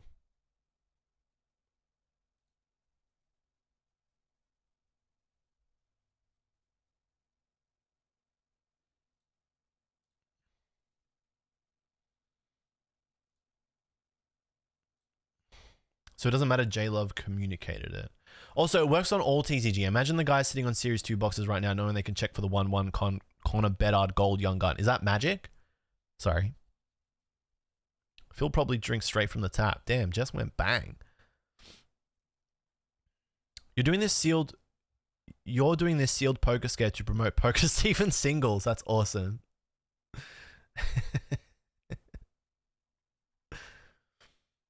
That was a very important comment. It was a hockey comment at NHL Upper Deck. Is that something you think you can do? Darkstorm? Is that something possible? I mean, it should be, right? If you can scan any other something, if it's got the bet is like 2 million. Whoa, I got to learn a bit more about sports. Twitter was pretty chill. There's like a lot of people that were just like, this sucks. That was it. A lot of people just saying this sucks. And it does. Like, it's not great. Let's just from the start, right? It sucks. It would be better if we lived in a world where you couldn't X-ray scan and work this stuff out so that you could still have a little bit of fun, mystery in packs and toys like Pokemon cards, One Piece cards. But the reality is that it's been possible for some time, most likely, and that people have probably been doing it behind the scenes and we haven't known, likely, not definitively. So it's better that information is public and everybody has access to it rather than a small group of people. But overall, it sucks. But the thing is, it already sucked. We just didn't know about it. And it sucked worse. It sucked more when we didn't know about it. If we had found out, like, let's say we found out this whole time there'd been like a racket on people doing this, right? Let's say alternate universe, all right? 2017, someone has been doing this, a group has been doing this, and they've been profiting on it. 2020, they've been profiting on it, right? On this tech. They've got this tech and they've been doing it and they've been selling dud packs, knowing they're dud packs, right? Or knowing that they're heavy packs with like bad hollows in them, and they've been siphoning and keeping all the heavy packs with the Charizards in them. And then in 2022, we find out this is a thing that happened and we're like, what the fuck? This is crazy, right? Bad, really bad, really bad. Because then we know that it's been happening. We know that people have been taking advantage of it, and it's real. Like it's real from here on out, which is where we're at now. Real from here on out, and we have to deal with it. But you've got these other two things that are really bad, right? Imagine if now in that same scenario, there was a company in 2020 or 2021, and they were like, oh, we could do this, but too risky, we won't do it. And then they didn't. That would have meant a whole year. Let's say they launched that service in 2021, but they didn't. That would have meant a whole year where this company couldn't have profited from their little scheme, right? That's worse. That would have sucked more, right? Now, I'm not saying paint these guys as fucking heroes, right? Because they've come out and done it. But the fact that someone has come out meant that it stopped that the nefarious part of, like, the bad part of this, right? The really, really bad part where people are just getting played, right? Stops, cut it off, head cut off, right? And we get to like sort of reset and then adapt. Love saying that. I've said adapt a lot today. You guys, are you feeling what I'm cooking up here, or am I fucking crazy? I feel like I'm insane. Most of Twitter was chill. Again, people like, I don't know why people think that you talk about it crazy. But yeah, a lot of the reaction was, this sucks. This sucks. Wild, crazy. Isn't posting about this crap part of the problem? I wouldn't want to help kill my hobby. Someone else is going to do it. Show me a demo of X-raying cards. You haven't seen it? Here you go. There's a ETB getting scanned. See Garbador? There you go. It's a full video.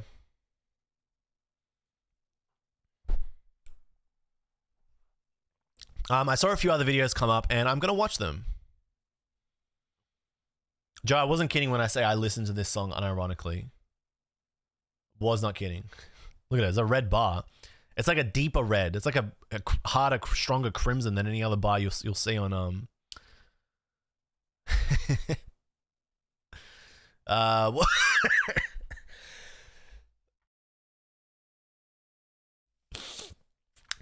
what's the big man's name? Alpha Investments. All right, I want to watch this. This is gonna be good. Dude, the song goes so hard, and the rest of Hudson Mohawk stuff is good too. Con, it's fucking awesome. Let's see. Let's see. This is a yap sesh, but I want to watch it. Folks, welcome back. My name is Rudy. You're watching Alpha Investments. On Alpha Investments, I'm Rudy, and what we do is we talk about the pops, the drops, things that go in trolley bird circles, things that manipulate your stepsister, things that do nothing at all, and the things that are boring, and the things that get you all wound up in the emotional tingles.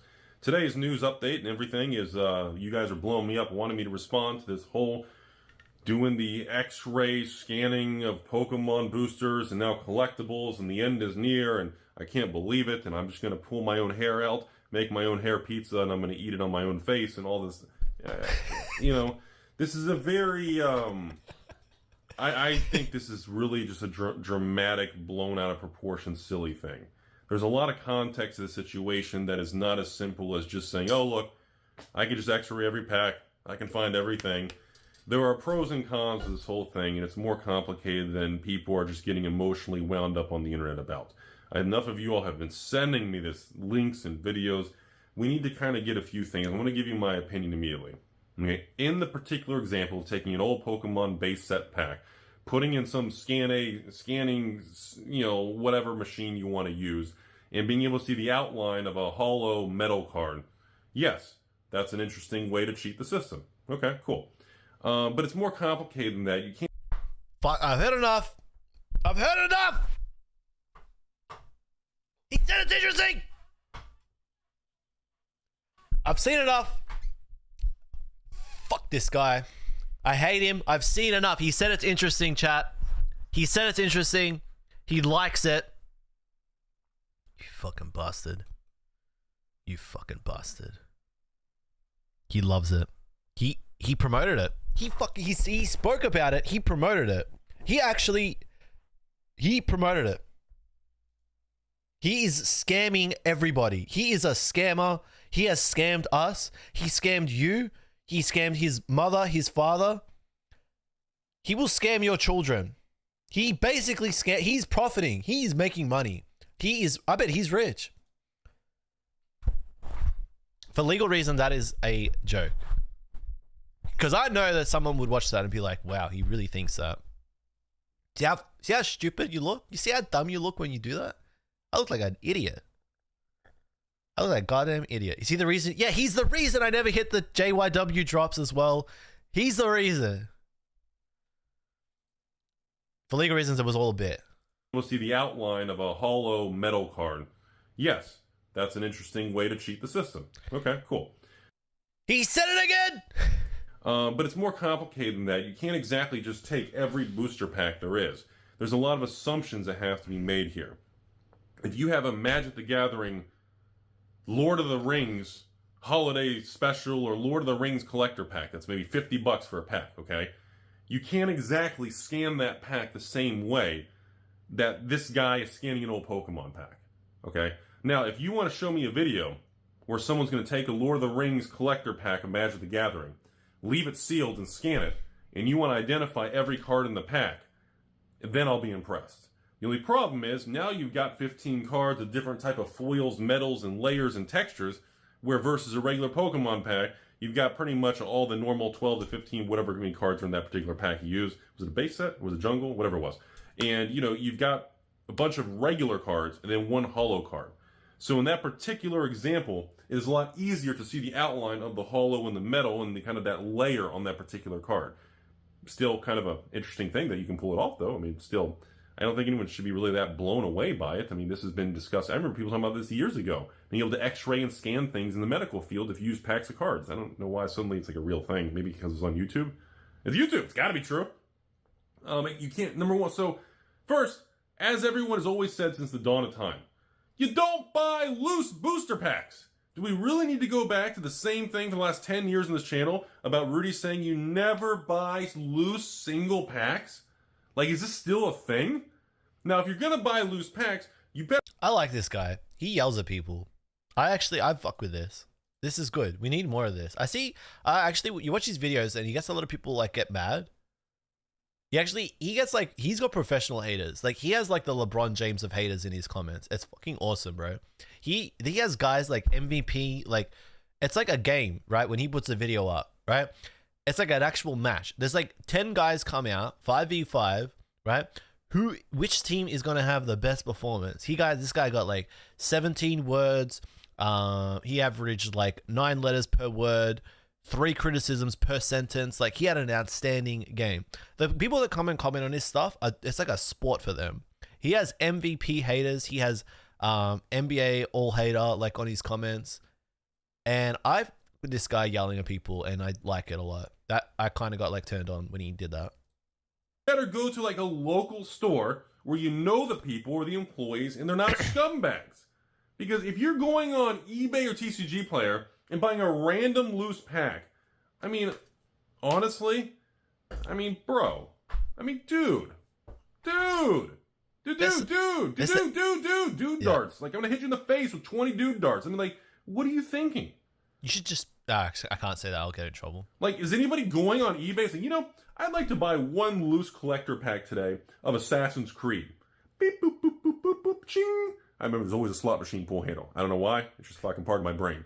You know, and it's just, you know, it's like, I don't, so that's the thing that always grabs my attention of, like, who's going out and only buying collectibles in random loose packs? That's always been a thing to me. So that's the other thing is, we've talked about for 10 years, you buy the industry standard. In Pokemon, that's sealed ETBs or sealed booster boxes. That is the industry standard for the last 25 years of Pokemon. Magic the Gathering, it is the sealed booster box or the play box or the collector box, or, you know, you don't have to worry about commanders or precons because there's no randomization. But there, you know, that is the industry standard. Nobody's saying, Rudy, I'm going to hoard and invest and collect like you. I've got a basement in my ex-wife's house. The stepsister always goes down there and does laundry. Some issues with the washer dryer, I don't know why. And I'm going to only hoard loose packs. Nobody. I hate that I laugh at this shit. It's fucking stupid, but it's funny. I like it. But sometimes you need a good yap, dude. You need a good yap. I don't know why he just started, like, it's good. It's quality yapping. It's like, it's Wagyu 7. It's like Wagyu 7 yapping, man. I'm going to take thousands of random packs and I'm just going to stack them all over the place around the washer and dryer. Yeah, I like washer and dryers. You know, like, no one's doing that. Like, it's like a meme. Like, so first, 99% of the market doesn't buy loose packs. So this entire thing is already kind of silly to me. Okay, number two, again, the context of this situation, you need a right type of pack, the right type of circumstances, the right set of cards. Now, again, I don't know how this would work with sports. Maybe sports would be definitely more interesting if there's... I don't think he watched the video. Like, I don't think he saw the extent of it. I feel like he's talking about last week's news. So that makes this an all class, like an all NBA, an all NHL, like top. This guy won MVP. The story moved faster than Rudy.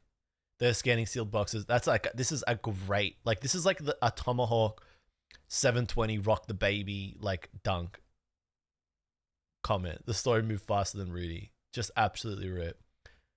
He's a good hater.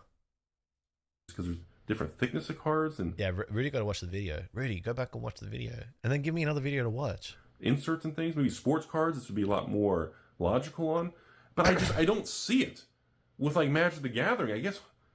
I guess if you open all your collector boxes and you scan all the packs, and maybe I guess you could search for the one card that has a serialization stamp, right? In the middle of the card, you could look for the serialized stamp. It's going to be metal and raised on top of the card. But again, like, am I going to go to Rudy's third floor basement warehouse ball sack? And am I going to say, okay, all right, team, this is what we're going to do today. We're going to take Rudy's heavy bags of 5,000 packs of every collector box. We're going to open everything. No more sealed product. And we're going to put all the packs on this table, and we're going to start scanning, doing x-ray scanning of all the packs. Like, I don't know anyone's going to start opening all their sealed product to scan packs. Like, so there's a lot of things to this thing that are just a little, maybe, and again, I think the sports world maybe, because I think they have like fancy briefcases where you open it up and there's like one pack, or maybe there's more context to other particular categories. But like, I mean, even in the world of Weiss, like in Weiss, people are sketchy even buying a loose box instead of a sealed case. Like, I don't even know a single human that would buy individual packs of Weiss. Like, who's going on eBay and saying, you know, Rudy, instead of buying Pokemon Evolutions, blister packs, or sealed boxes, I'm going to go online and buy one booster pack. And then I'm going to scan it. And I'm going to return it if I don't have a holo. Like, is there even any sales of people, like, is there even more than one single pack of Pokemon, I don't know, Evolutions or Breakpoint or Ancient Origins? Are people buying even more than one pack a month? Like, are there weekly sales of even a single pack? Like, that is the Rudy rebuttal of attitude of, number one, what kind of customers are just collecting loose products that aren't even in boxes? Number two, he's done a lot of yapping about 7 minutes of last week's video. Can a CT scanner see how dead I am inside? Come on, Tony, you don't mean that. You got a family, you're happy. I hope your family unit's still intact. This is going to be a terrible, terrible comment if you are sad and dead inside because your family split. I really hope that you're still GG. All G, not GG. If you're GG, we say GG, but it was actually bad G. Oh, geez, I'm nervous now. What's Tony next? What's he going to say next?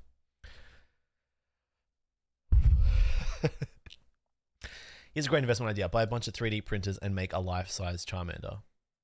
Their copyright infringement is fun.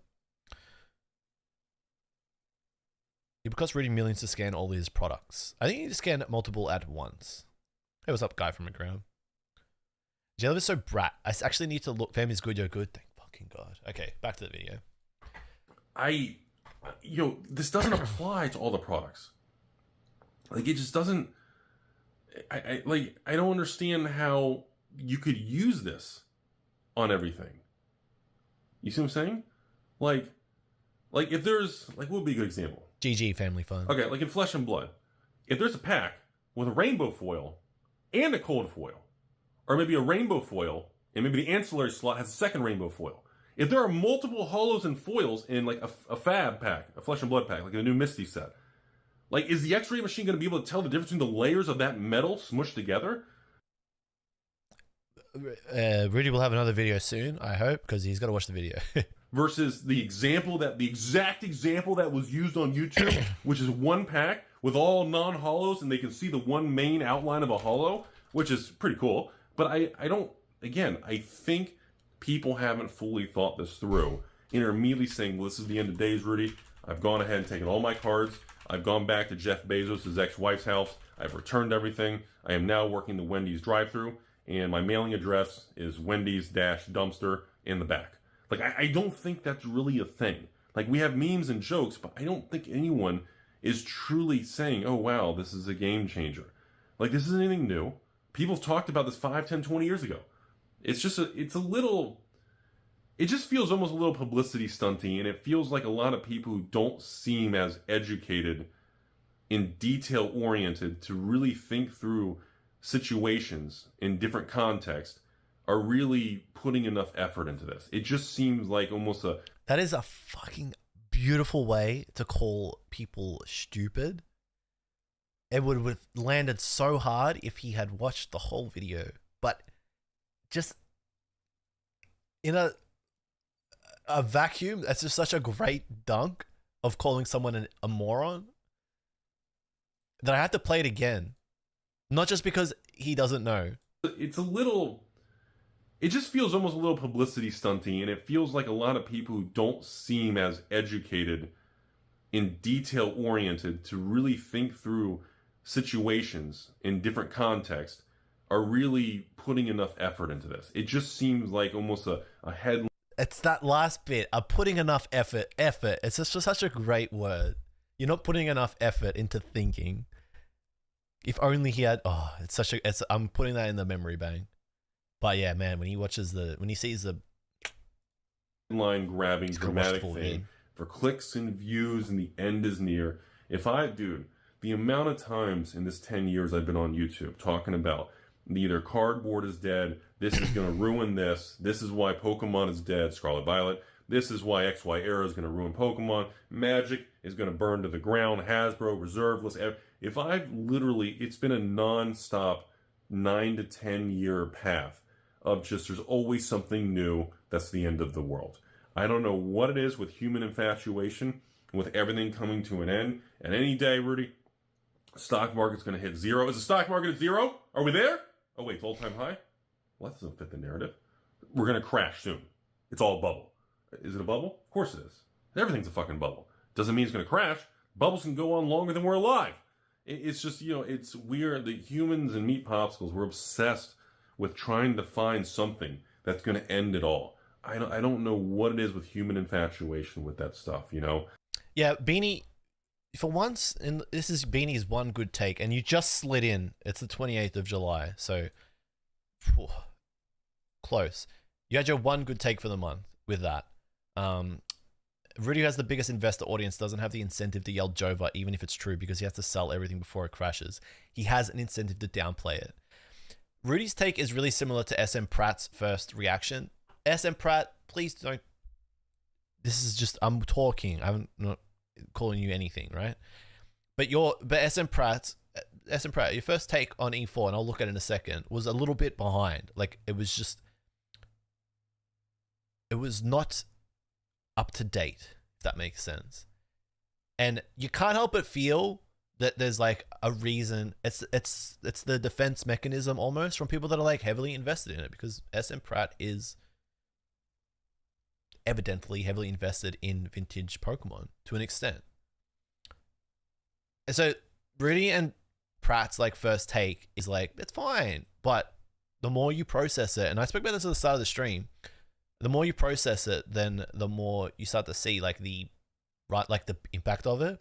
But then, as I spoke about at the start of the stream, again, you start to see the new ways that the market and the space will evolve and change. We'll look at the E4 thread in a bit.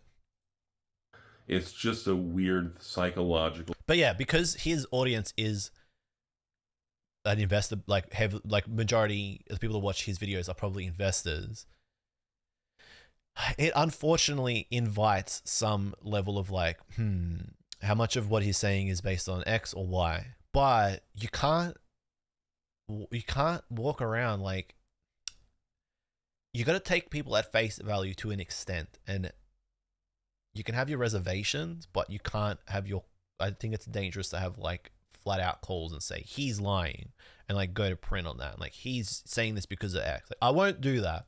Will I have reservations? Yeah. And that's human nature to be like a little bit reserved about where this is coming from and like why it may mean this. Like, why is he saying this based on the context of the situation? But at the end of the day, you got to take a man on his word. Otherwise, society falls apart. If we're just making assumptions of everybody all the time, and then, making definitive statements and calls and being like, this is how it is for them. The jury has spoken. Not a good way to go about it. Well, there are things in this world that don't make sense. And to me, I'm sorry, this is a nothing burger. Yes, it can be applied to certain situations. Yes, the x-ray and scanning of certain things, technically, yeah, you can see in certain types of packs. I don't know anybody who's just keeping giant nets of loose packs, but okay. Thanks for watching, folks. Please just make your own opinions, make your own judgment, think for yourself, and please apply things you see on the internet with different detailed situations, apply different scenarios, apply different contexts of things to make sure that you think things through versus just, Rudy, I'm going to take an entire sealed booster box and I'm going to put the whole thing in a scanning machine. And I'm going to see through every layer of metal and material. Okay. Now, if someone can give me a video of a Magic the Gathering collector box of 12 packs, and you can go through every single pack, and you can tell me a list, every single card in it, and then open the pack on camera without any cuts and prove it to me, then I'll be impressed. Anyways, have a beautiful day, everybody. It's a beautiful world out there. Well, that's an invitation. Someone's got to do that. Oh.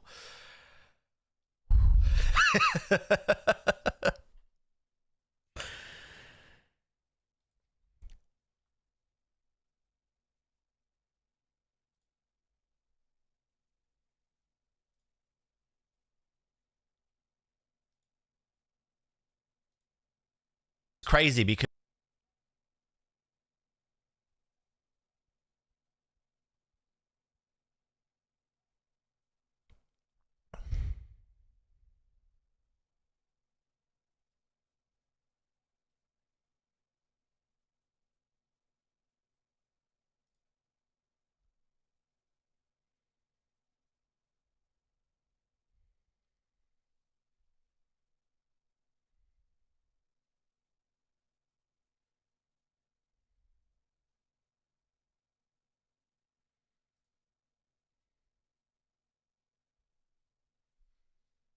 there's no sound because there is no sound. Oh boy, that's crazy. That was that video was a ride. That was a ride. I'm interested to see his next video. I'm interested to see his next video. I'm sure he'll make another one. Brazy.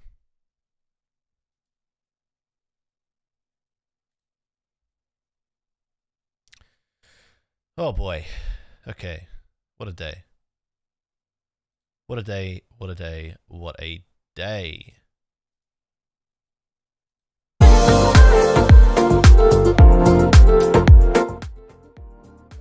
Did you guys get music jump scared just then?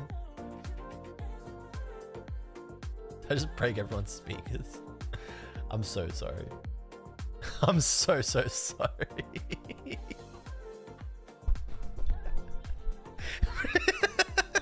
Well, that's what you fucking get. I'm so sorry. I am so sorry. That is a rookie error.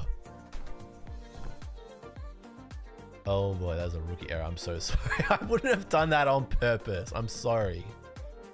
I'm really sorry. I'm so sorry, Trainer Skin. Okay, what else did I want to cover here while I'm here?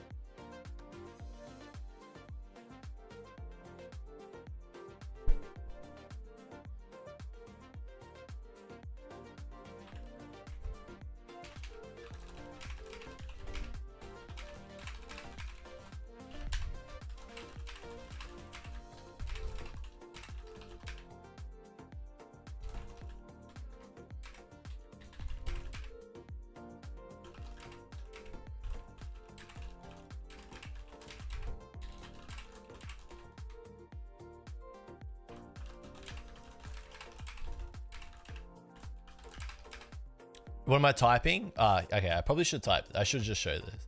So in Opossum's video, I got into this fucking yapathon, Yap Olympics, right? Because Opossum Bud's annoyed that I spoke about this, and because there was no video where I'm talking about my opinion, people have just assumed my opinion based on me saying that I think the tech is cool, which is just a bad way to go about it. Because you're gonna would you let me, you know, at least have my say? It's easy to like make a call, but like I said, you've got to hold people at their word. So let me actually talk about it. So I got called out. That happens online, but I felt like it was unwarranted, and it was. He called me a word that I can't say because I don't want to get demonetized. That it wasn't a great word. He implied that you should. It didn't. You can be critical without doing that. Beautiful thing about words, right? But I got this guy in here saying that I am basically preying on the downfall of people. Yeah, I'll just read it to you. It's just like an insane leaps in logic that people have, right? Think about how many people's lives will be negatively affected by this. Saying you don't care about card investors shows you zero empathy for your fellow human.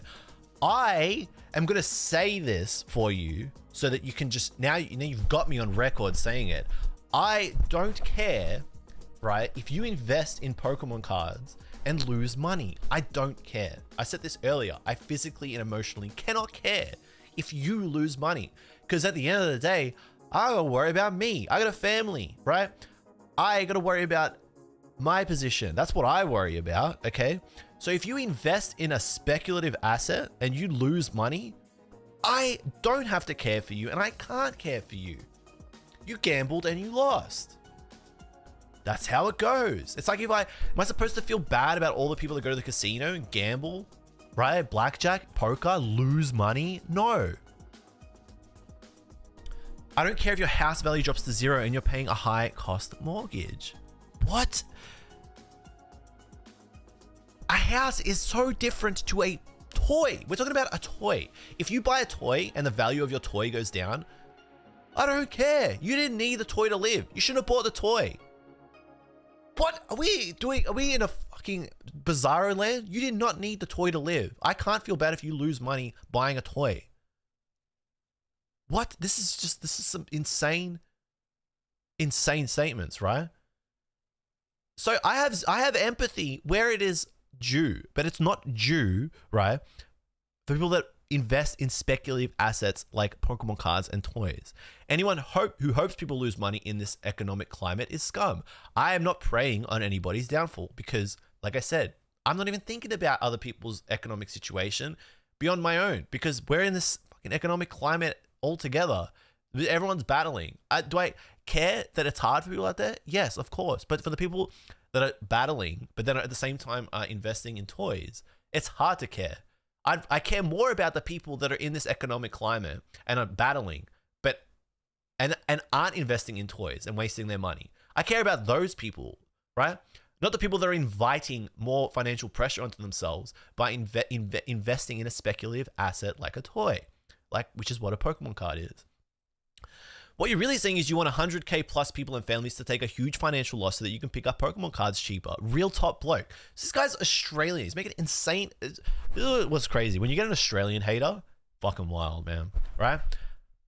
Where I said that, I would love someone to point that out to me, where I've said this, right? But I've yet to find it, right?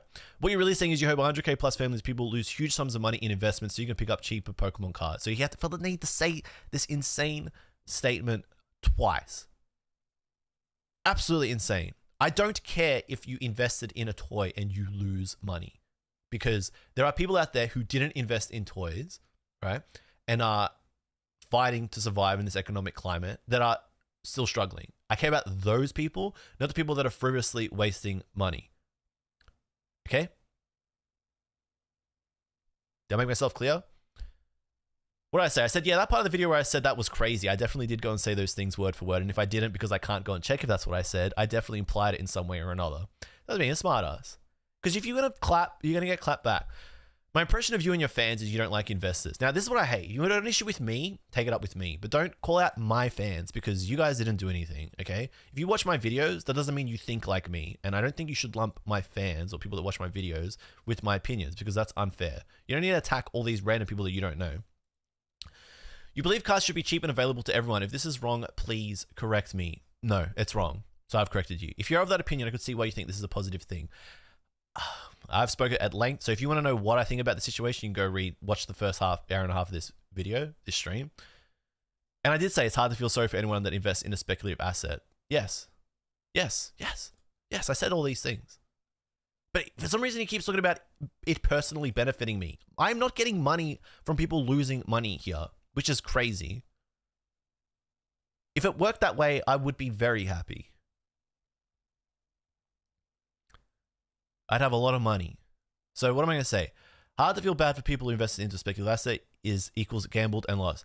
Can't feel bad for everybody in this world who gambles and loses money. You're making it out like I'm... Okay, so I'm going to say, I have empathy for people in this world struggling in the current economic climate. I have zero sympathy for people struggling in this economic climate who are also, so you fucking understand how clear I'm being, investing in toys, which is what Pokemon cards are. If I had to choose who to feel for, I'm picking the people who aren't throwing their money down the drain while struggling. You peanut. Chat GPT it and ask it the best reply for your stance to win the argument. What? No.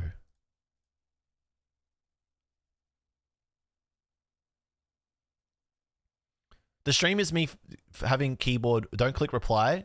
What? Okay. What is? Okay. Cons of replying. Chat. Well, talk me through this because I don't always get this right. Cons of replying right now.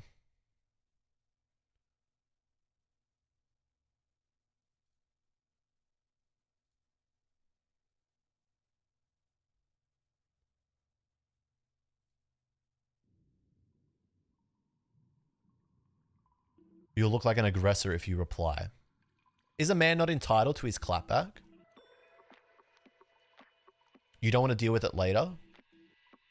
But chat, I can't be seen as the guy that walked away. Guys, I can't be seen as the guy that walked away. This is a flawless victory. Julian deserves to lose.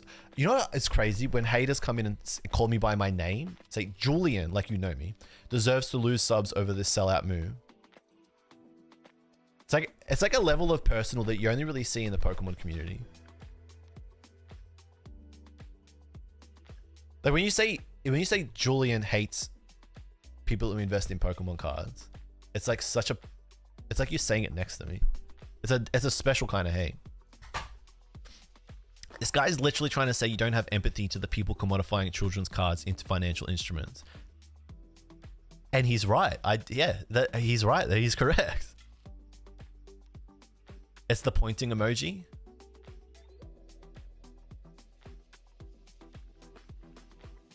No, but see, persuasive, if I click cancel now, it shows that you guys control me. You can't read the comments and argue with keyboard warriors. It's like when your parents use your full name when they're disappointed. Yeah, it's a weird one.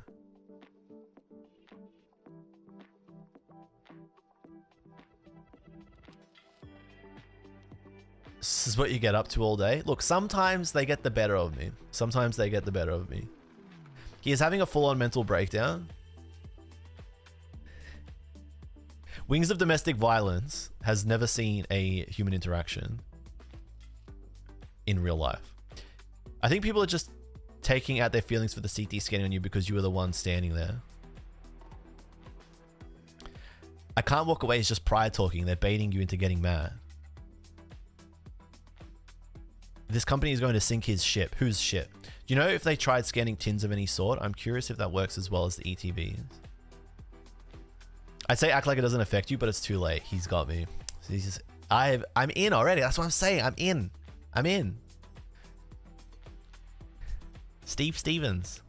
Extremely intelligent statement from a very smart man.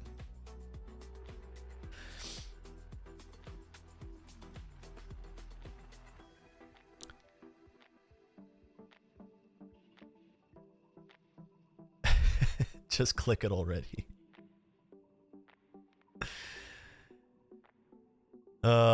Hey, son of a merc, I've enjoyed your you're very chill, you know, you're very chill like take here. It's just like a couple of like just little comments here and there. Just pretty like laid out, like just pretty chill about it. Sorry for the second ask, but curious if they're able to scan packs through tins or if they haven't tried it. That's a great question. And honestly, that's a question I probably should have asked them as well. I don't have the answer to that. That's a really good question though. Tins could be like the final safe haven.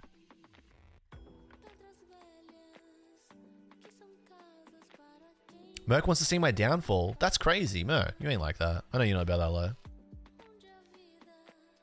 No, this guy needs a lesson. He needs to be shown a lesson. And I will not respond after this because this is like case closed. What did I say? Time of evidence. Gamers losing money. I've people who are struggling in this.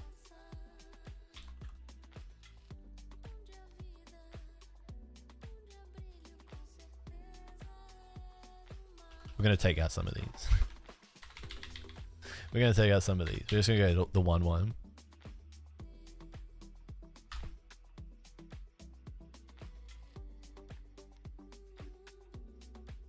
We need to put a simultaneously to really just drive it home. There we go. Can I read his comment again? Nah, man, he's clout chasing.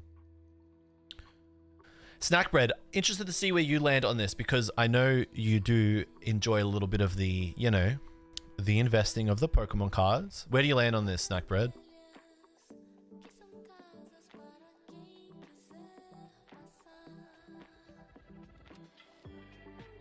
Bro, you want to see glazing? I'm going to give you glazing. One day I'm going to actually glaze somebody and you'll actually see like straight up glazing.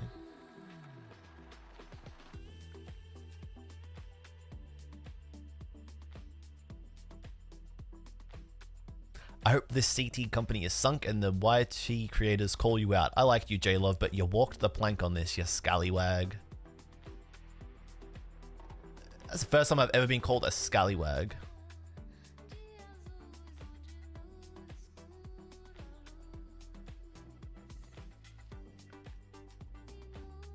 That's the first time I've been called a scallywag.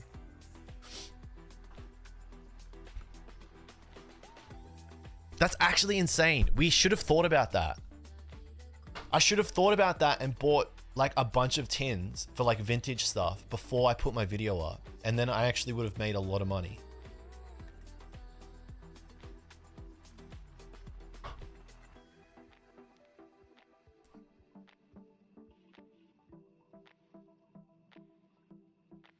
Do you think they asked bigger creators but got turned down before they got to you? Don't know.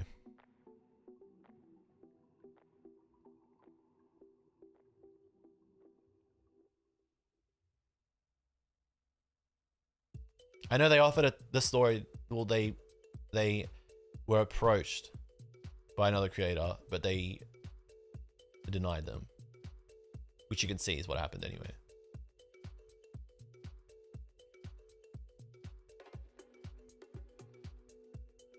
There aren't any bigger creators. Look at the biceps. Let's go. That's what I'm talking about. That's the kind of glazing I want to see. I would love to have the money to invest, but I barely get to spend 100 a year on the hobby, and that's just cards for my son and I to open. Okay. So real. And you know what? Actually massive that you just don't do it then. Which some people struggle with. And you can still do that. Oh my God. Wings of Domestic Violence? I swear to God, you should have left it. Because I actually thought you were a pro hater, but now you're just being funny. Whose alt is that? That's a fucking insane alt. You can still sail away with a few doubloons and save your soul from Davy Jones' locker. Just do the right thing. That's an who's alt, man? You gotta DM me after the stream and just make a new alt. I gotta know who that was. I think the masses are gonna move right along until we start seeing scanned images on eBay. Then it'll be interesting to see. The next month's going to be interesting. Very, very interesting. Fuck. Nah, Wings of Domestic Violence is a NHL first team pro hater. He's good. He is good. He's very good. I'll say, okay, I'm gonna say this. Effectsport said this in the Discord, right? This is the first. This is like, what is it, like chaotic neutral, where it's like finally some good looking food. You know what I'm saying? Like something is happening. There's gonna be some actually interesting videos coming out over the next month where people talk about this. I'm very eager to hear everybody's opinion. I'm gonna watch them all. I'm gonna watch them all because I want to see how people feel about it. See how people think, see which way people think it's going to go, and then see which way it goes.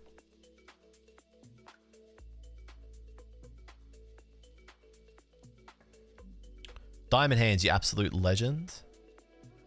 Even the $10 super chat. People get very upset about losing money. It's hard to separate emotions from any talk about money. Anyone trying to be objective can come across as misunderstood and will attract hate.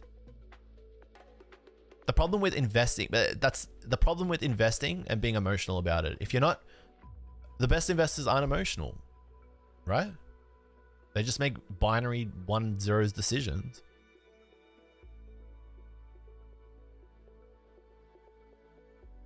It's tins, like Epic Tube HD. We need to go buy tins and like stock hold them.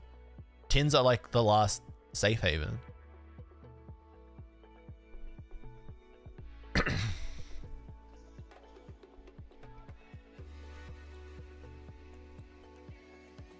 Crazy.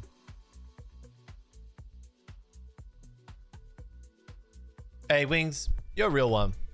You know what I mean? Like, he's the kind of hater that at the end of the game shakes your hand and says, "Good game.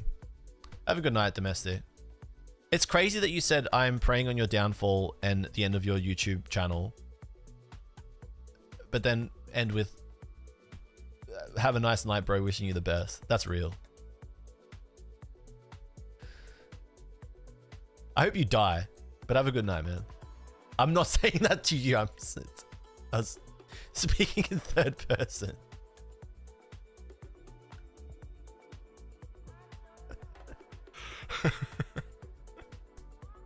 I did not say that. That is not directed at you.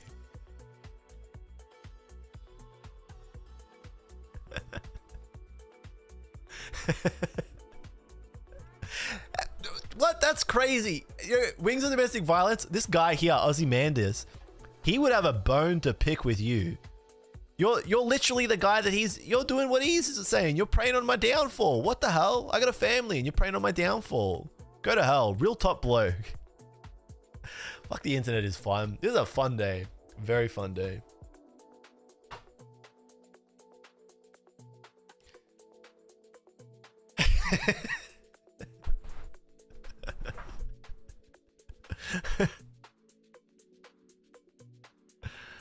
Oh man.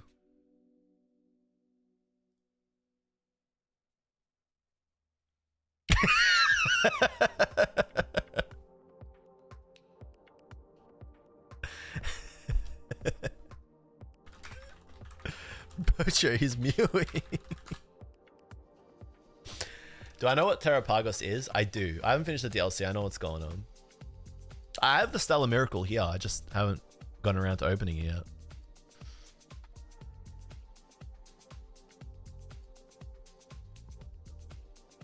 Good night, Persuasive Barrier. Thank you for coming down. Always good to have you. This was a great video, by the way. This could be one of the best videos on YouTube about like Pokemon investing. Really good video from Steven. Lots of information and data in this video. It's just like a very rich, a very info-rich, full video. Not loading. It's called Advice for a Failed Pokemon Investor. It's a solid vid and a very good watch. Really annoying that it's not loading. Also, I just saw this too. Yeah, Bonnie Tastic. Oh, here we go. Here's Steve. Good on you, Steve. You're another character. This channel here, I reached out to this guy and I was like, hey, come on the stream, and he said bet, and then I got really busy. So Bonnie, I gotta hit you up. I owe you still. But this guy I want to talk to. I find I think this guy's very interesting. It'll be an interesting conversation. Got a lot of Japanese sealed Pokemon cards, like old stuff, old stuff. Yeah, really small, like super underrated channel for the kind of interesting content, like just not seen content that he puts out. He's put up a lot of videos the last few days. This video is crazy. This video is crazy. But Bonnie-tastic is actually a proper shout. I like it. This is a guy I like listening. I like listening to him yap. Got there.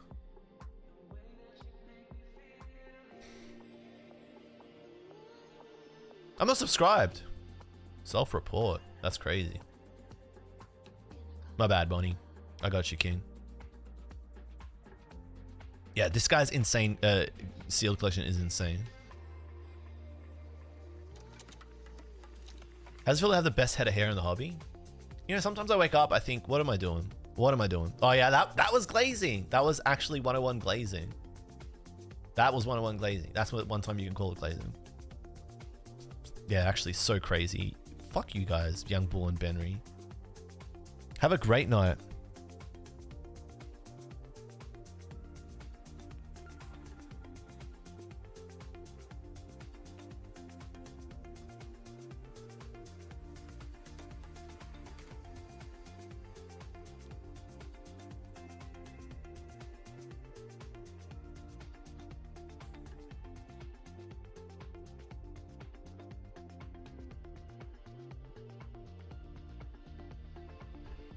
There's actually some pretty funny clips from this stream. One of my friends just sent me one on Facebook. Someone I know personally. It is actually funny. Patamore, thank you for the follow. Would be surprised if tins aren't saved either. Now that you followed me, I'll read your comment. Sorry. Given that you can use CT scans to do NDT of metal parts, but I do wonder if it might not be cost effective. Yeah, true. They'll just do it. They'll do it and they'll show it. They'll do it and they'll show it. Whatever else they're going to scan. What are Bonnie's thoughts on CT scanning? Well, I mean, that's what I got to ask him. That's what I got to ask him. Do you know why the other creator was denied? I do.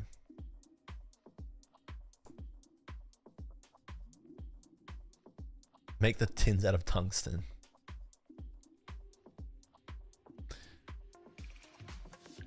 But I can't say. I mean, I probably can say, but I don't need to say. Think of like, first of all, have one guess who it was. Second of all, ask yourself why. You don't need me to say it. It's actually funnier that I don't say it and then you work it out. Even though people won't use it for modern cards, Pokemon will have to change how they package cards, meaning prices per pack will be going up. Jake, dude, no, I don't know, it wasn't Jake. Strike him off the list. Oh, we're going the deduction route, aren't we, chat?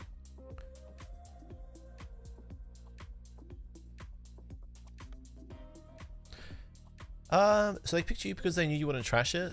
In a way, yes. I think based on the video that the first video I put up,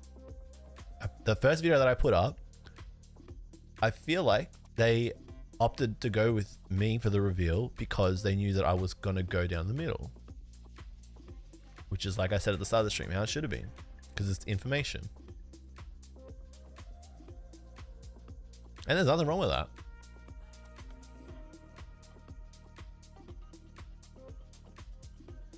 Okay, so what do we have to... Hazu, good convo here. What do we have to gain by just instantly saying in the reveal that it's really bad?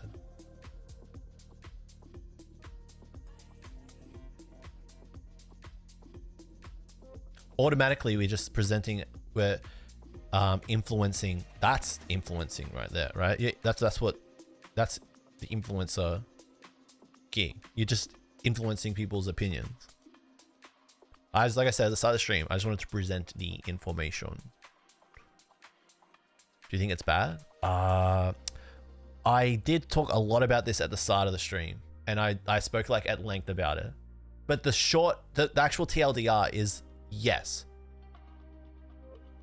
And then the long version is, but I think we will be okay, and it will be an interesting year or two. Do you not feel that most people's opinions are already that it is bad?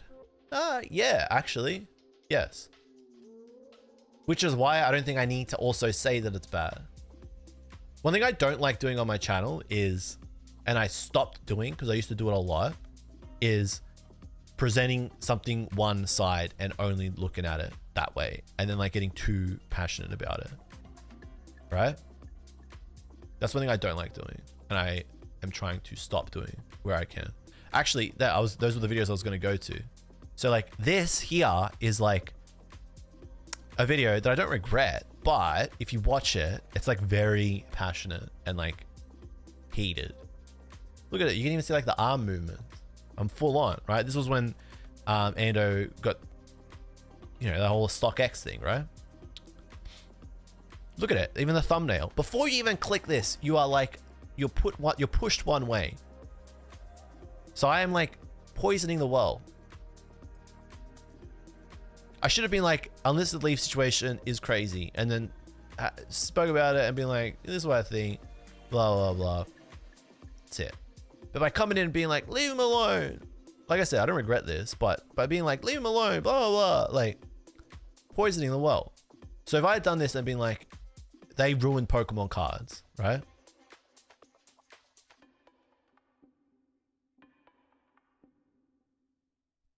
What is a game?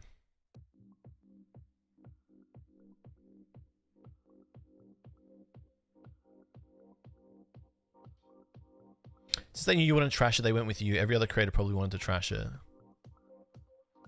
Most people's opinions are already bad. It's not really influencing them.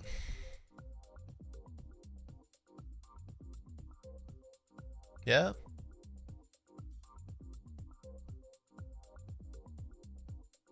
You know, ultimately what it comes down to, Hazu, is I wanted to make a video that I wanted to watch. So this is how I would have wanted to learn about the situation. So I made it the way I would have wanted to watch it. And I think that's just how you should make videos in general. It's really easy to come out and make a video like this one, where it's like, let's just fucking go. Let's go.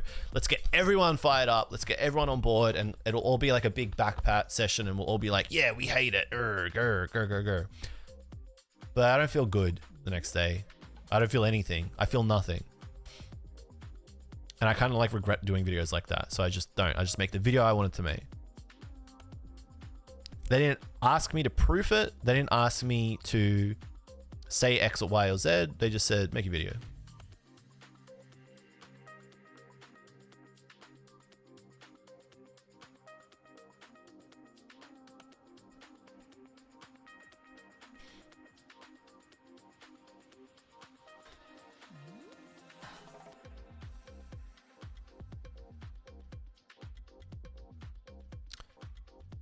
You know why? Because it's easy to be a skeptic.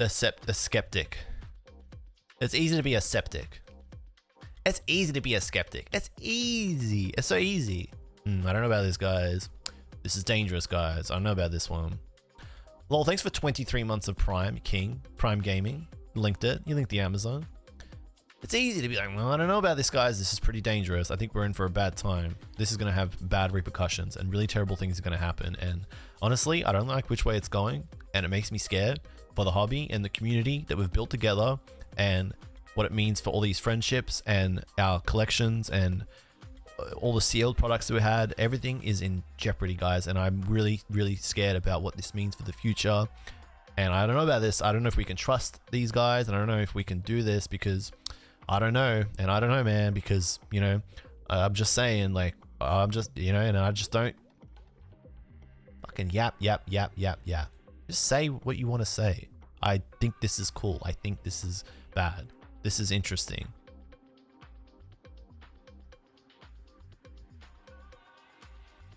What about the possible health effects of doing this as a business and sitting in front of a device that exposes them to radiation?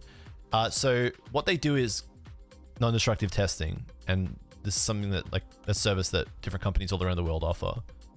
So I don't think that is a risk for them. As a private user, if you're doing this in your garage, yeah, probably kind of sketchy. Be careful about that.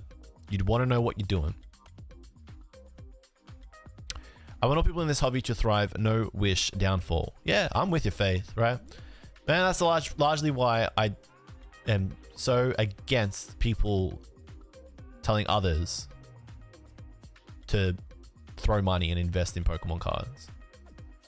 Because of when like this happens, hits the fan, and then it's like, all right, who, now what?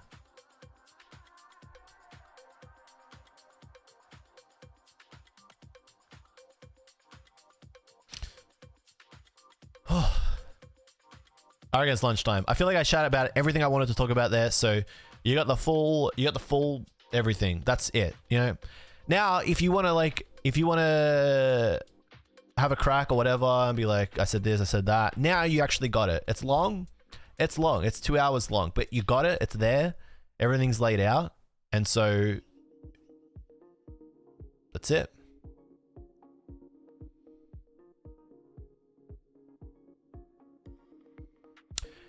Yeah, Jake, and that's the thing, like, just because you don't oppose something doesn't mean you agree with it. But I feel like online, that's how it is. It's either black or white, left or right. Pick a side. No nuance, it's gone. No gray area. It's like, it's either this, you're either in or you're out.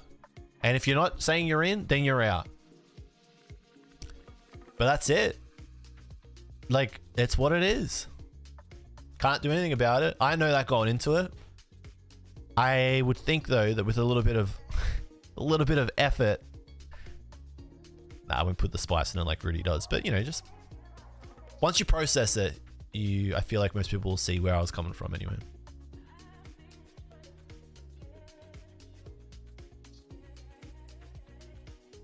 But if you go back and watch that video, you cannot come back to me and say you were happy and promoting it and you're for it. You can't. You can try, okay? You can try. But you can't definitively say it. But you can definitively walk away from that video and say he just presented the information and he was impressed with the technology. That you can definitively walk away from. Anything else, self-insert. You're projecting. And I think it's dangerous when you go to print, especially when you have a big channel. And you say, X, this guy's saying that about Y, when they didn't. Fucking annoying. It's actually really fucking annoying. The absolute worst part of being on YouTube in this space. Super stupid. Gotta be better than that. Alright. I'm going to get lunch. And I'm going to play this new game. What's it called? It's like... Yeah, I'm going to play Kunitsugami, Path of the Goddess. It's on Game Pass. Came out, what, 10 days ago? It looks very cool. I think it's like 15 hours long. It's pretty short. I see where you're coming from now. Sorry for piling on you earlier. Hey, Jake, you know what? It's all good, man.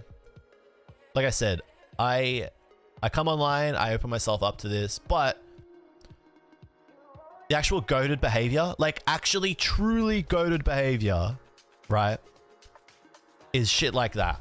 Where you can like say something, knee jerk, triggering, invites a lot of fucking baggage, but you can look back on it and like hear the person's actual side and be like, I kind of get it. I feel you. I feel you.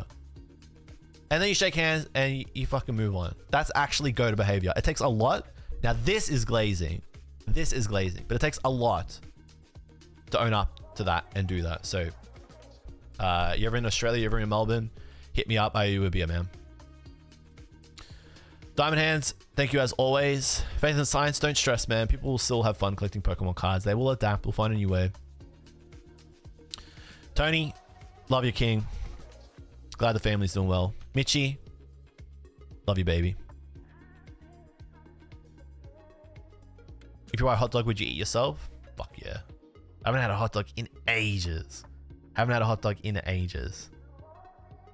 So yes, right now I would. Peace out, Skits. Epic Tube, have a good one, man.